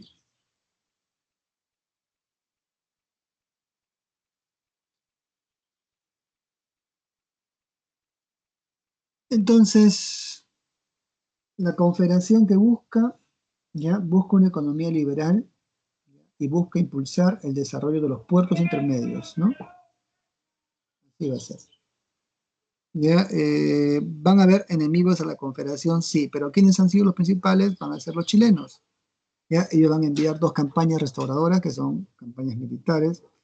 La primera va a fracasar, ya en Paucarpata, en Arequipa. Y la segunda va a tener éxito, bueno, con la derrota de Santa Cruz en la batalla de Yungay.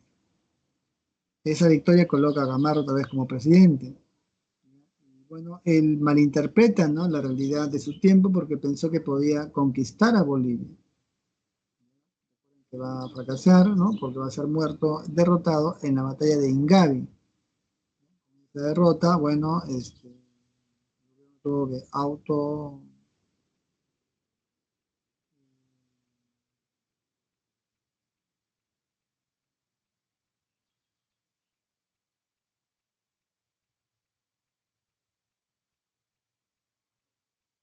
Bien. Consecuencias, ¿no? Se va a iniciar la anarquía militar. Ahí no lo menciona, pero yo lo pongo, ¿no? Lo menciono. Esta anarquía militar se llama así ya al periodo que ocurre a raíz de la muerte de Gamarra hasta el primer gobierno de Ramón Castilla. Bueno, anarquía militar porque todos los caudillos pelean entre sí, todos quieren ambicionar el Estado, quieren hacer lo suyo, ¿no? Es un poco la característica de esta anarquía militar.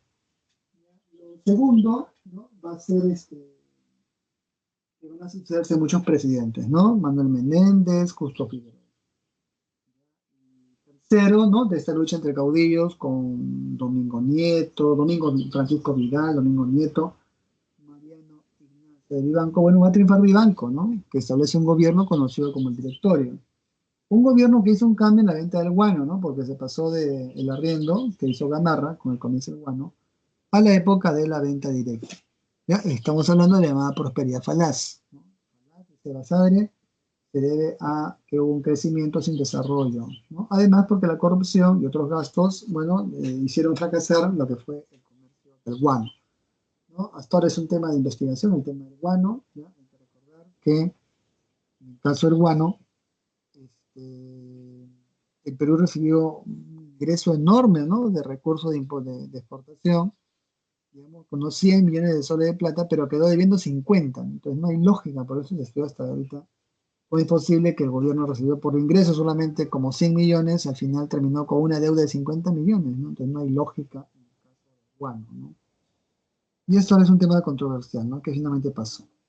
Va a ser de algunas explicaciones, ¿no? Hay mucha corrupción, mucho gasto militar, mucho gasto burocrático, ¿no? Pero básicamente va a ser la corrupción porque el país no se industrializó. No hizo industria texana ni fábricas, tampoco quiso hacerlo. Y esto se debe, bueno, a que recuerden que en esos años había un fuerte componente liberal, ¿no? Pero vinculado no a los nativos, sino a lo extranjero, que impedía cualquier producción local, ¿no?, desde entonces. Bueno, así que Vivanco va, bueno, pero va a ser derrotado por Ramón Castilla. De Carmen Alto estableciendo su primer gobierno, ¿no? Ahí vemos el primer gobierno de Ramón Castilla. Ya, bueno, ¿qué lo caracteriza? Primero que hay recursos del Estado, hay dinero, ¿no? Producto del guano, así que establece el primer presupuesto de la República. Con Castilla nace el presupuesto porque quiere saber cuánto ingresa y cuánto gasta el Estado. Lo segundo, con la plata del guano, va a iniciar el pago de la deuda externa, ¿no? Conocida como deuda de la consolidación, externa y la deuda interna.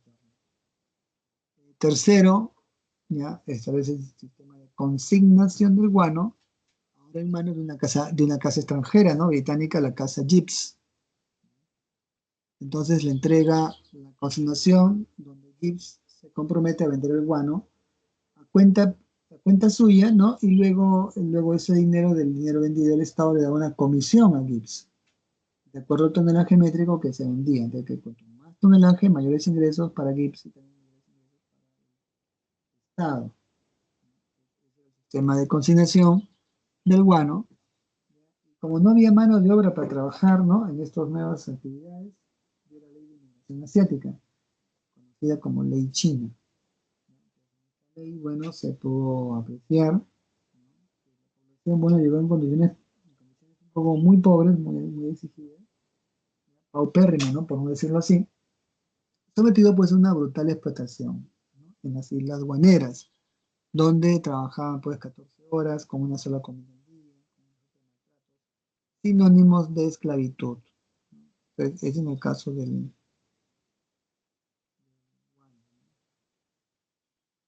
Y luego tenemos eh, la migración de la población china, como decíamos, porque se requería mano de obra, ¿no? Barata. Ya el ferrocarril Lima-Callao, ¿no? Pulso, y una política educativa, ¿no? El reglamento de instrucción pública. Mejoró el sistema educativo y también la Universidad de San Marcos, ¿no?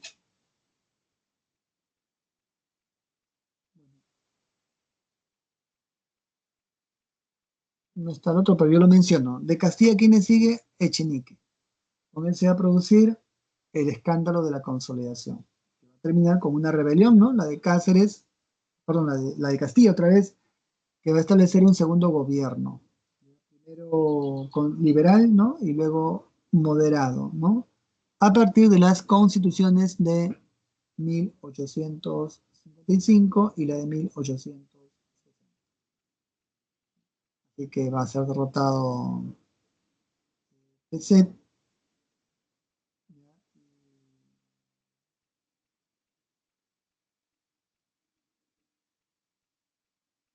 Bueno,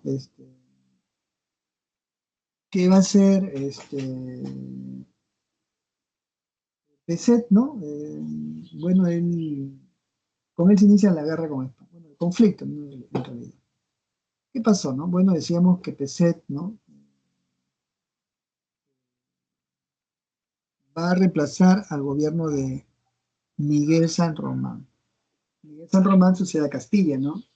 Famoso porque Miguel San Román, él establece el sistema métrico decimal, el sistema del sol peruano, ¿no? Porque antes el sol no tenía ese nombre, ¿no? Era el peso español, ¿no? Entonces, establece el sistema métrico decimal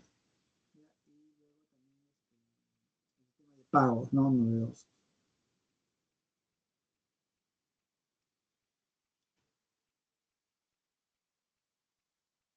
¿No? Así sería. ¿Ya? Pero San Román fallece y le sucede Juan Antonio Peset. Comienza el tema con España, ¿no? Primero que las causas, ¿no? Expansión imperialista de Europa por la segunda revolución industrial que hemos visto. ¿Qué quiere España?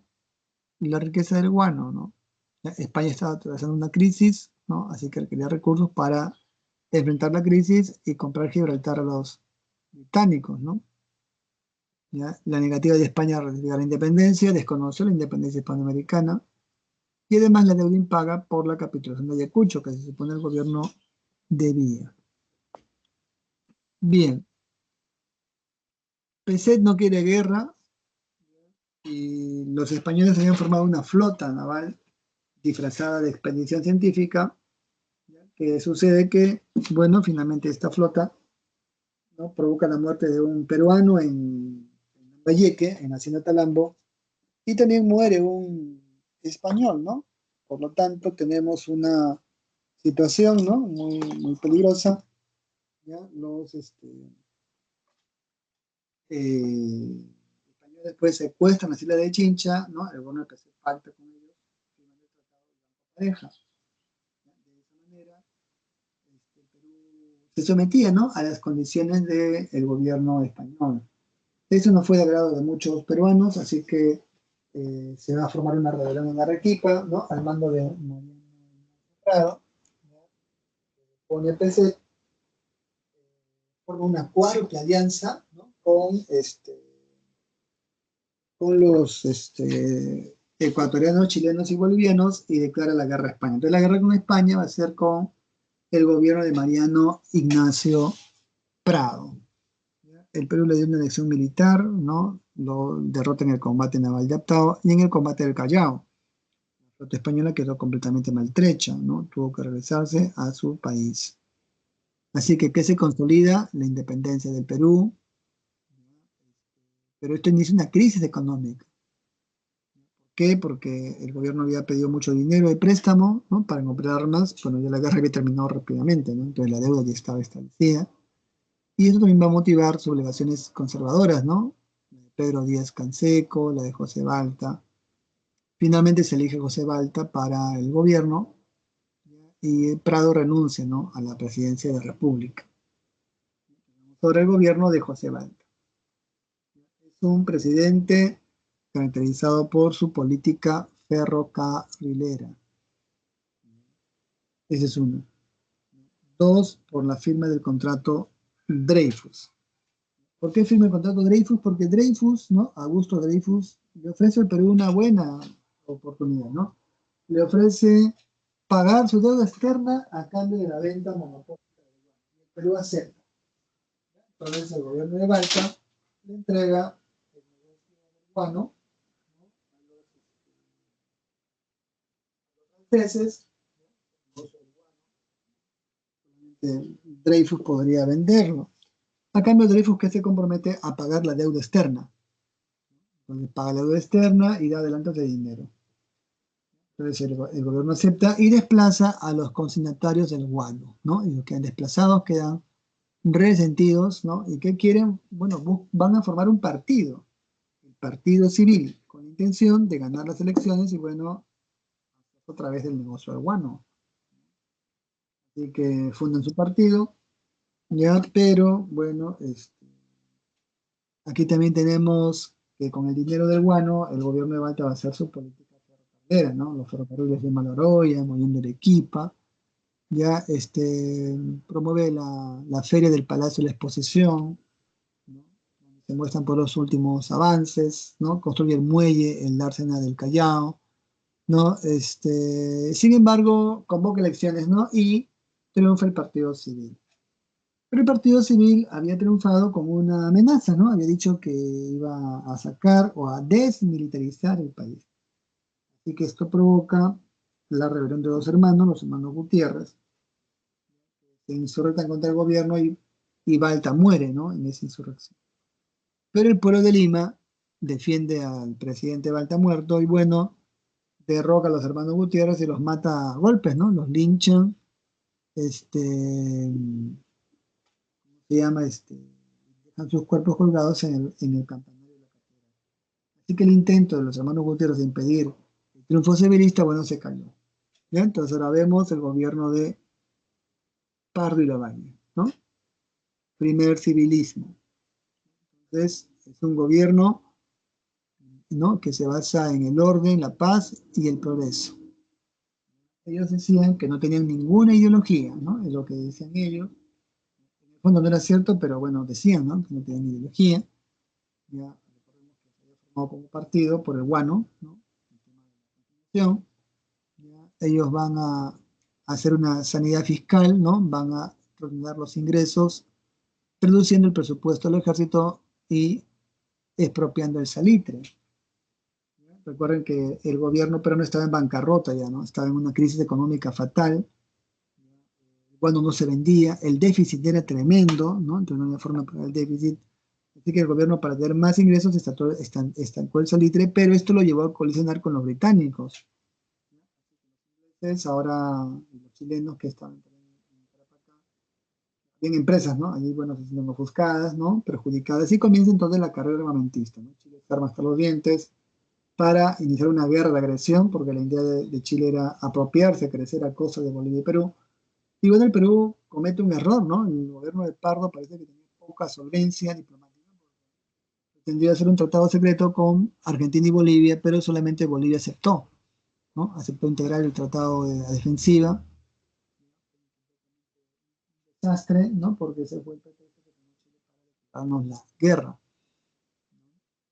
Tenemos un proceso de modernización, ¿no? Se fomentó la educación gratuita y pública, ¿no? De los primeros años. Y además también se estableció las bases de lo que va a ser la Universidad de Ingeniería con la Escuela de Ingenieros Civiles, la Universidad Agraria, lo que nace con la Escuela de Ingenieros de Agricultura, el Patronato de las Bellas Artes, que luego se va a formar en una escuela profesional, ¿no? En el futuro. Entonces hizo una obra educativa, ¿no? Bueno, él deja el gobierno, ¿ya? Y asume Mariano Ignacio Prado, que se veía la bancarrota definitiva, ¿no? El estancamiento económico, ¿ya? Y como Dreyfus ya no da dinero, él suprime el contrato Dreyfus, ¿no? De forma ingenua o, bueno, poco experta. Él pensaba pues que suprimiendo el contrato, ¿no? El contrato no iba a afectar, pero recuerden que estamos en la globalización de la segunda revolución industrial, así que ningún país escapa de la deuda, ninguno, ¿no? Aún así, la deuda no lo paguen, tenían que pagarlo en el futuro con altos intereses, ¿no? Que saben que la deuda peruana ascendió a 50 millones, ¿no? Y Cáceres tuvo que pagarla con el contrato Grace. Pero bueno, aquí Prado anuló el contrato Dreyfus, ¿ya? Entonces el Perú estaba ya completamente en bancarrota, sin crédito internacional, ¿no? Se opone Nicolás de Piero a este gobierno, ¿ya? Y bueno, ahí comienza el problema de la Ay, guerra tengo con Chile, calor. ¿ya? La guerra con Chile, ¿no? Entonces, y Chile, que iniciaba su política de expansión, bueno, se apropia del salitre boliviano, ¿no? Y Bolivia le pide al Perú auxilio y envía a su diplomático José Antonio de la Valle, ¿no? Como Chile le pide a la Valle neutralidad, el Perú no lo quiere, entonces nos declara la guerra el 5 de abril. Bien, ahí está la guerra.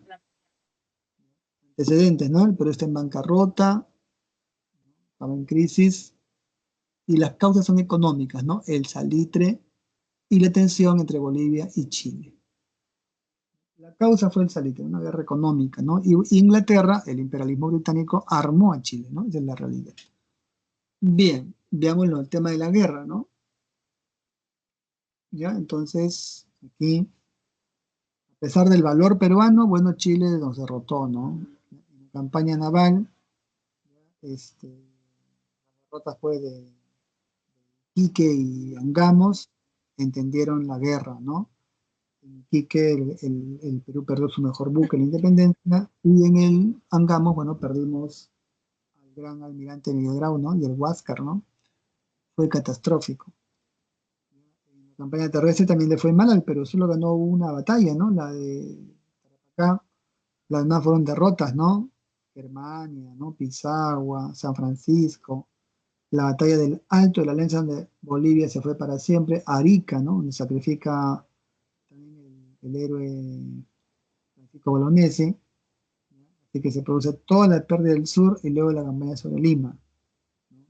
Toman la ciudad de Lima, aquí gobernaba Pierola, ¿no? Pierola dio su golpe de Estado, se convirtió en presidente, y bueno, los chilenos toman la ciudad, ¿no? Primero incendian Chorrillos, luego vencen a los peruanos en San Juan y luego Miraflores, ¿no? Hacen una terrible derrota a los peruanos y ocupan la ciudad. Saquean la Biblioteca Nacional, el Palacio de la Exposición, la Universidad de Ingeniería, la Universidad de San Marcos, bueno, entre otros. Y esa vez en un gobierno de ocupación militar. Así que la resistencia tuvo que partir de la sierra, ¿no? Con Andrés Sabino Cáceres y el uso de sus famosas montoneras. Bien, finalmente se produce el final de la guerra y el Perú pierde para siempre Tarapacá, ¿no? Con el Tratado de Ancón, y Tacna y Arica por 10 años. Bien, veamos ahora la reconstrucción nacional. Esta le guía, ¿no? Bueno, es la reconstrucción del Perú luego de la Guerra del Pacífico. ¿Ya? Las causas son la derrota de la guerra con Chile, ¿no? La crisis del Partido Civil, y se había retornado el caudillismo, ¿no? Ya saben que una consecuencia de la guerra con Chile va a ser el segundo militarismo. Características, ¿no? Inestabilidad política, crisis económica, ¿no? Hay guerras civiles, ¿no? Por ejemplo, Cáceres contra Iglesias, Piérola contra Cáceres. Crisis económica, ¿ya? El Perú no tiene recursos, aquí, así que firma el contrato Grace. Se deteriora la hegemonía del terrateniente y el surgimiento de nuevos partidos políticos, ¿no? El Partido Constitucional, el Partido Cívica, el Partido Demócrata, ¿no? Y los gobiernos están allí, ¿no? Cada uno con su respectiva hecho u obra.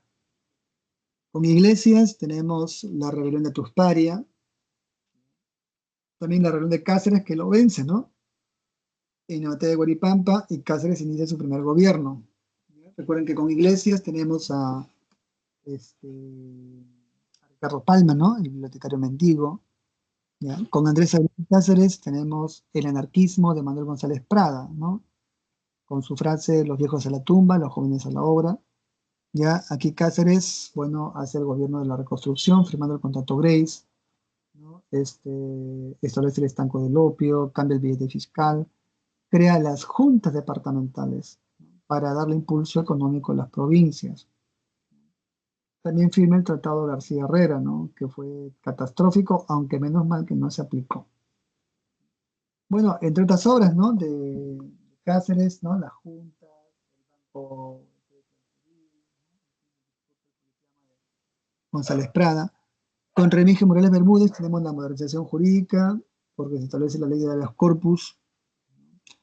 Con Andrés Sabino Cáceres, segundo gobierno, ya porque cuando muere Bermúdez, murió repentinamente, asume el gobierno Justiniano Borgoñón, que convocó elecciones, pero solo se presentó un candidato, Cáceres, que ganó la elección, y enfrenta a una coalición nacional del Partido Civil, del Partido Demócrata.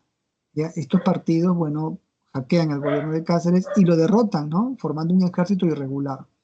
De repente no se sabe cómo apareció un ejército, ¿no? Un ejército de montoneros con muchas armas que derrotaron al ejército y bueno, de Cáceres y lo obligaron a renunciar. Así que tenemos ahora el gobierno de Nicolás de Piérola, ¿no? Muy conocido. Se reactiva la economía, permite una mayor inversión extranjera, sobre todo británica, ¿no? ¿En qué sectores? Banca, minería, caucho.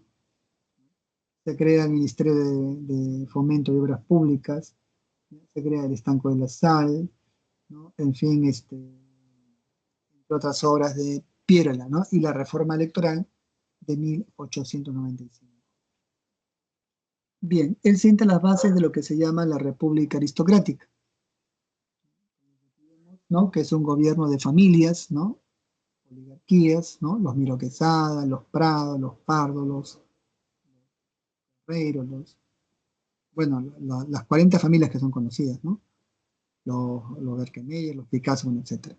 ¿Ya? La hegemonía del Partido Civil o segundo civilismo, ¿ya? Una economía agrominera exportadora, exclusión política en la clase media, marginación contra los sectores populares, ¿no? Una fuerte discriminación y un sistema de trabajo de explotación distinto, ¿no? El enganche, que era hacer adelantos de dinero, correrías y yanaconaje, ¿no? Correría, ¿qué cosa es? Cacería humana, ¿no? Para la Amazonía, y yanaconaje, bueno, al interior de las haciendas.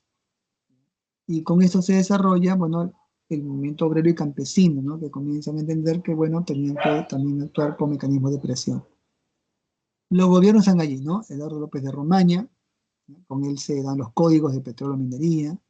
Manuel Candamo, el tranvía, ¿no? José Pardo y Barreda, educación primaria gratuita obligatoria.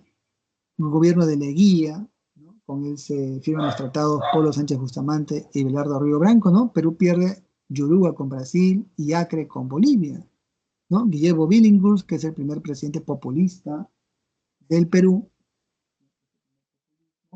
¿no? y el gobierno de Óscar Benavides. ¿Ya? Con él se declara la Primera Guerra Mundial, ¿no? Se inicia, y bueno, él convoca elecciones como una convención nacional y se elige a José Pardo para un segundo gobierno. Tenemos un gran crecimiento económico, ¿no? Por las exportaciones de la Guerra Mundial. Rompe vínculos con Alemania, ¿no? El tratado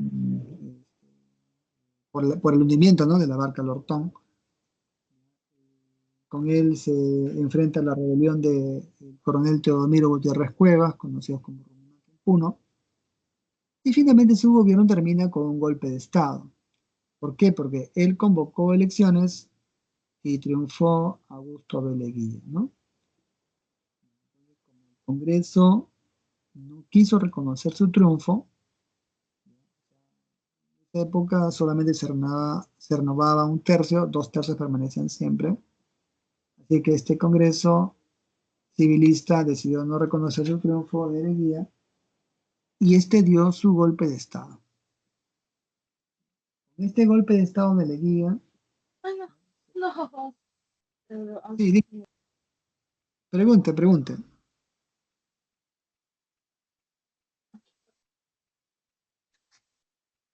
Ok, seguimos entonces.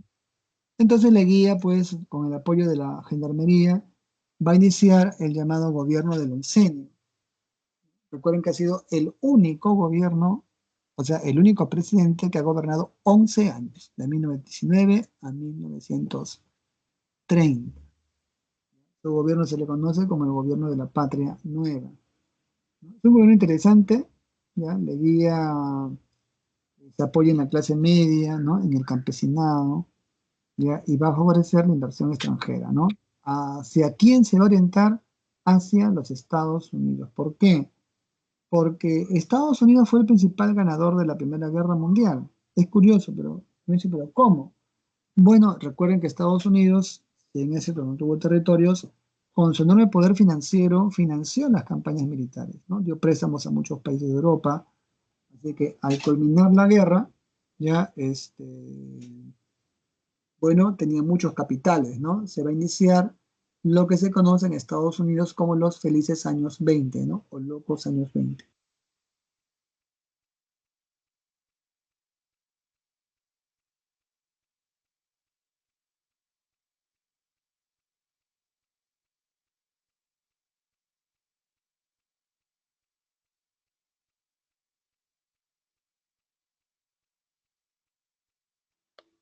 Es por esa razón que el gobierno de Leguía se orienta ahora a los Estados Unidos, ¿ya? ¿Por qué?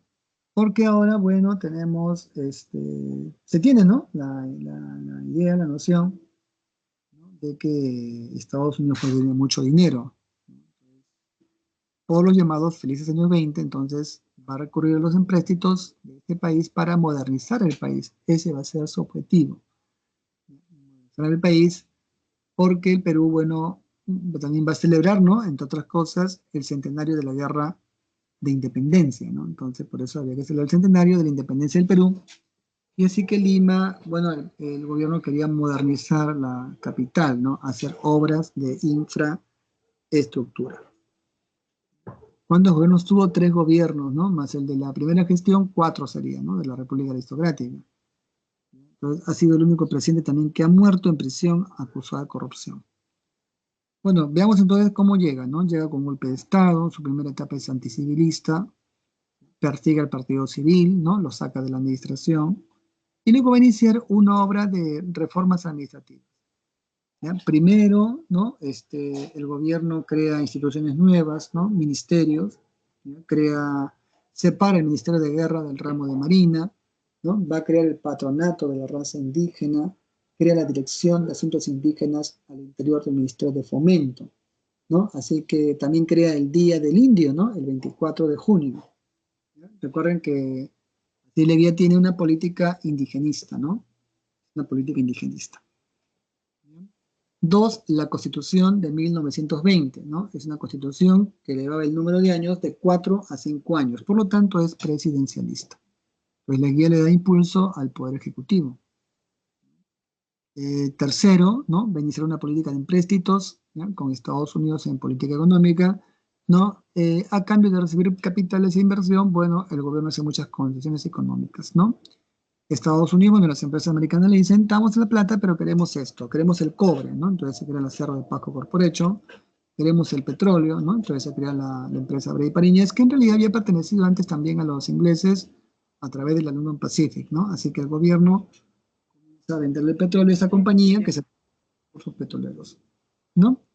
Bien, el gobierno quiere cobrar los impuestos que no pagó la Union Pacific y hace un laudo, ¿no? Que es un juicio internacional en Francia, en París, pero el gobierno lo pierde, ¿no? ¿Por qué? Porque en efecto la IPC tenía este monopolio, ¿no? Del contrato, así que el gobierno no pudo cobrar nada, ¿no?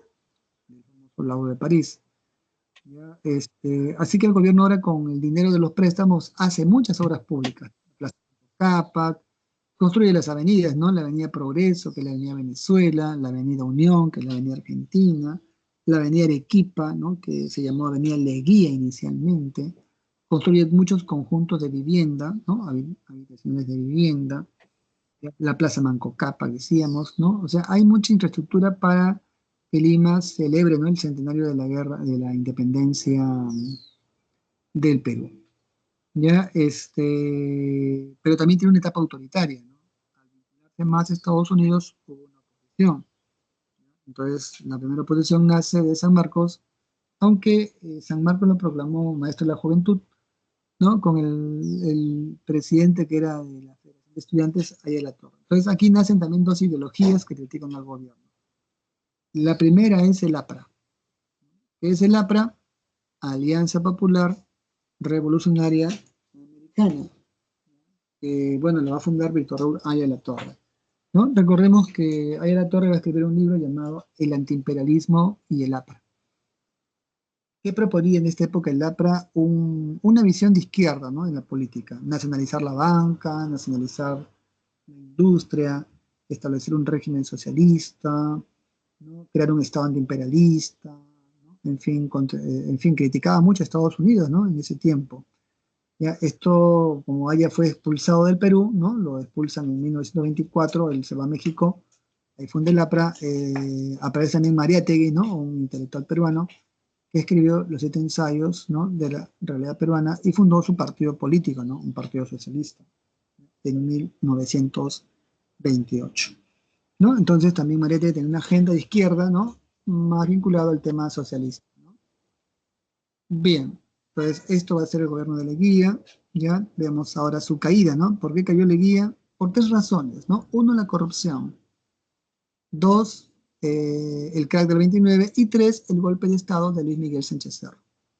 ¿Cuál es la consecuencia? El fracaso del partido civil, ya, y también el tercer militarismo. Ahora damos las claves, ¿no? Entonces, de la primera, tenemos la C, ¿sí? ¿Me siguen? Sí, profesor. Sí, profesor. La segunda, ¿no? Entre 1915 y 17, la respuesta es la B. Ahí está la tercera,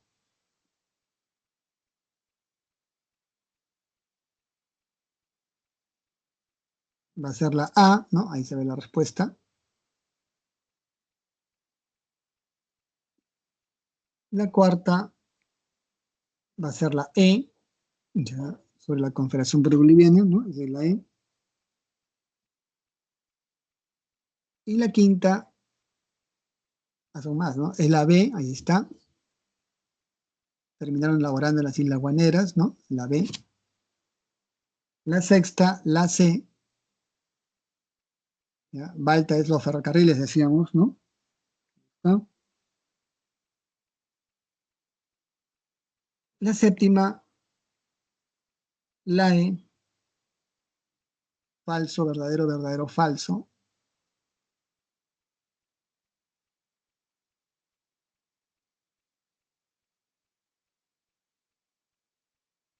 De la guerra con España. La octava, ya, de la imagen, es la E, ¿no? Ahí tenemos la Plaza Manco Cápac, ¿no? El reloj del Parque Universitario, ¿no? De Pedro Ruiz Gallo, y ahí está la imagen de la República Aristocrática, ¿no? Entonces la clave es la E, ¿no? Ahí está. ¿Ya? Se celebra el centenario de la independencia, ¿no? Lo que hemos mencionado. Y la 9 es la A, el pago de la deuda externa, como el contrato Grace. Grace ofrece pagar la deuda externa, ¿no? Pero dice, quiero los ferrocarriles, ¿no? Quiero la navegación libre por el lago Titicaca, quiero la Amazonía, ¿no? Para el caucho. Entonces, ese es sencillo, ¿no? Porque recuerden que estas empresas no dan nada gratis, ¿no? Quieren plata, ¿sí? Quieren recursos naturales, ¿no? Y la 10 es la B. Entonces, en la opción de la guía es la B, ¿no? Bien.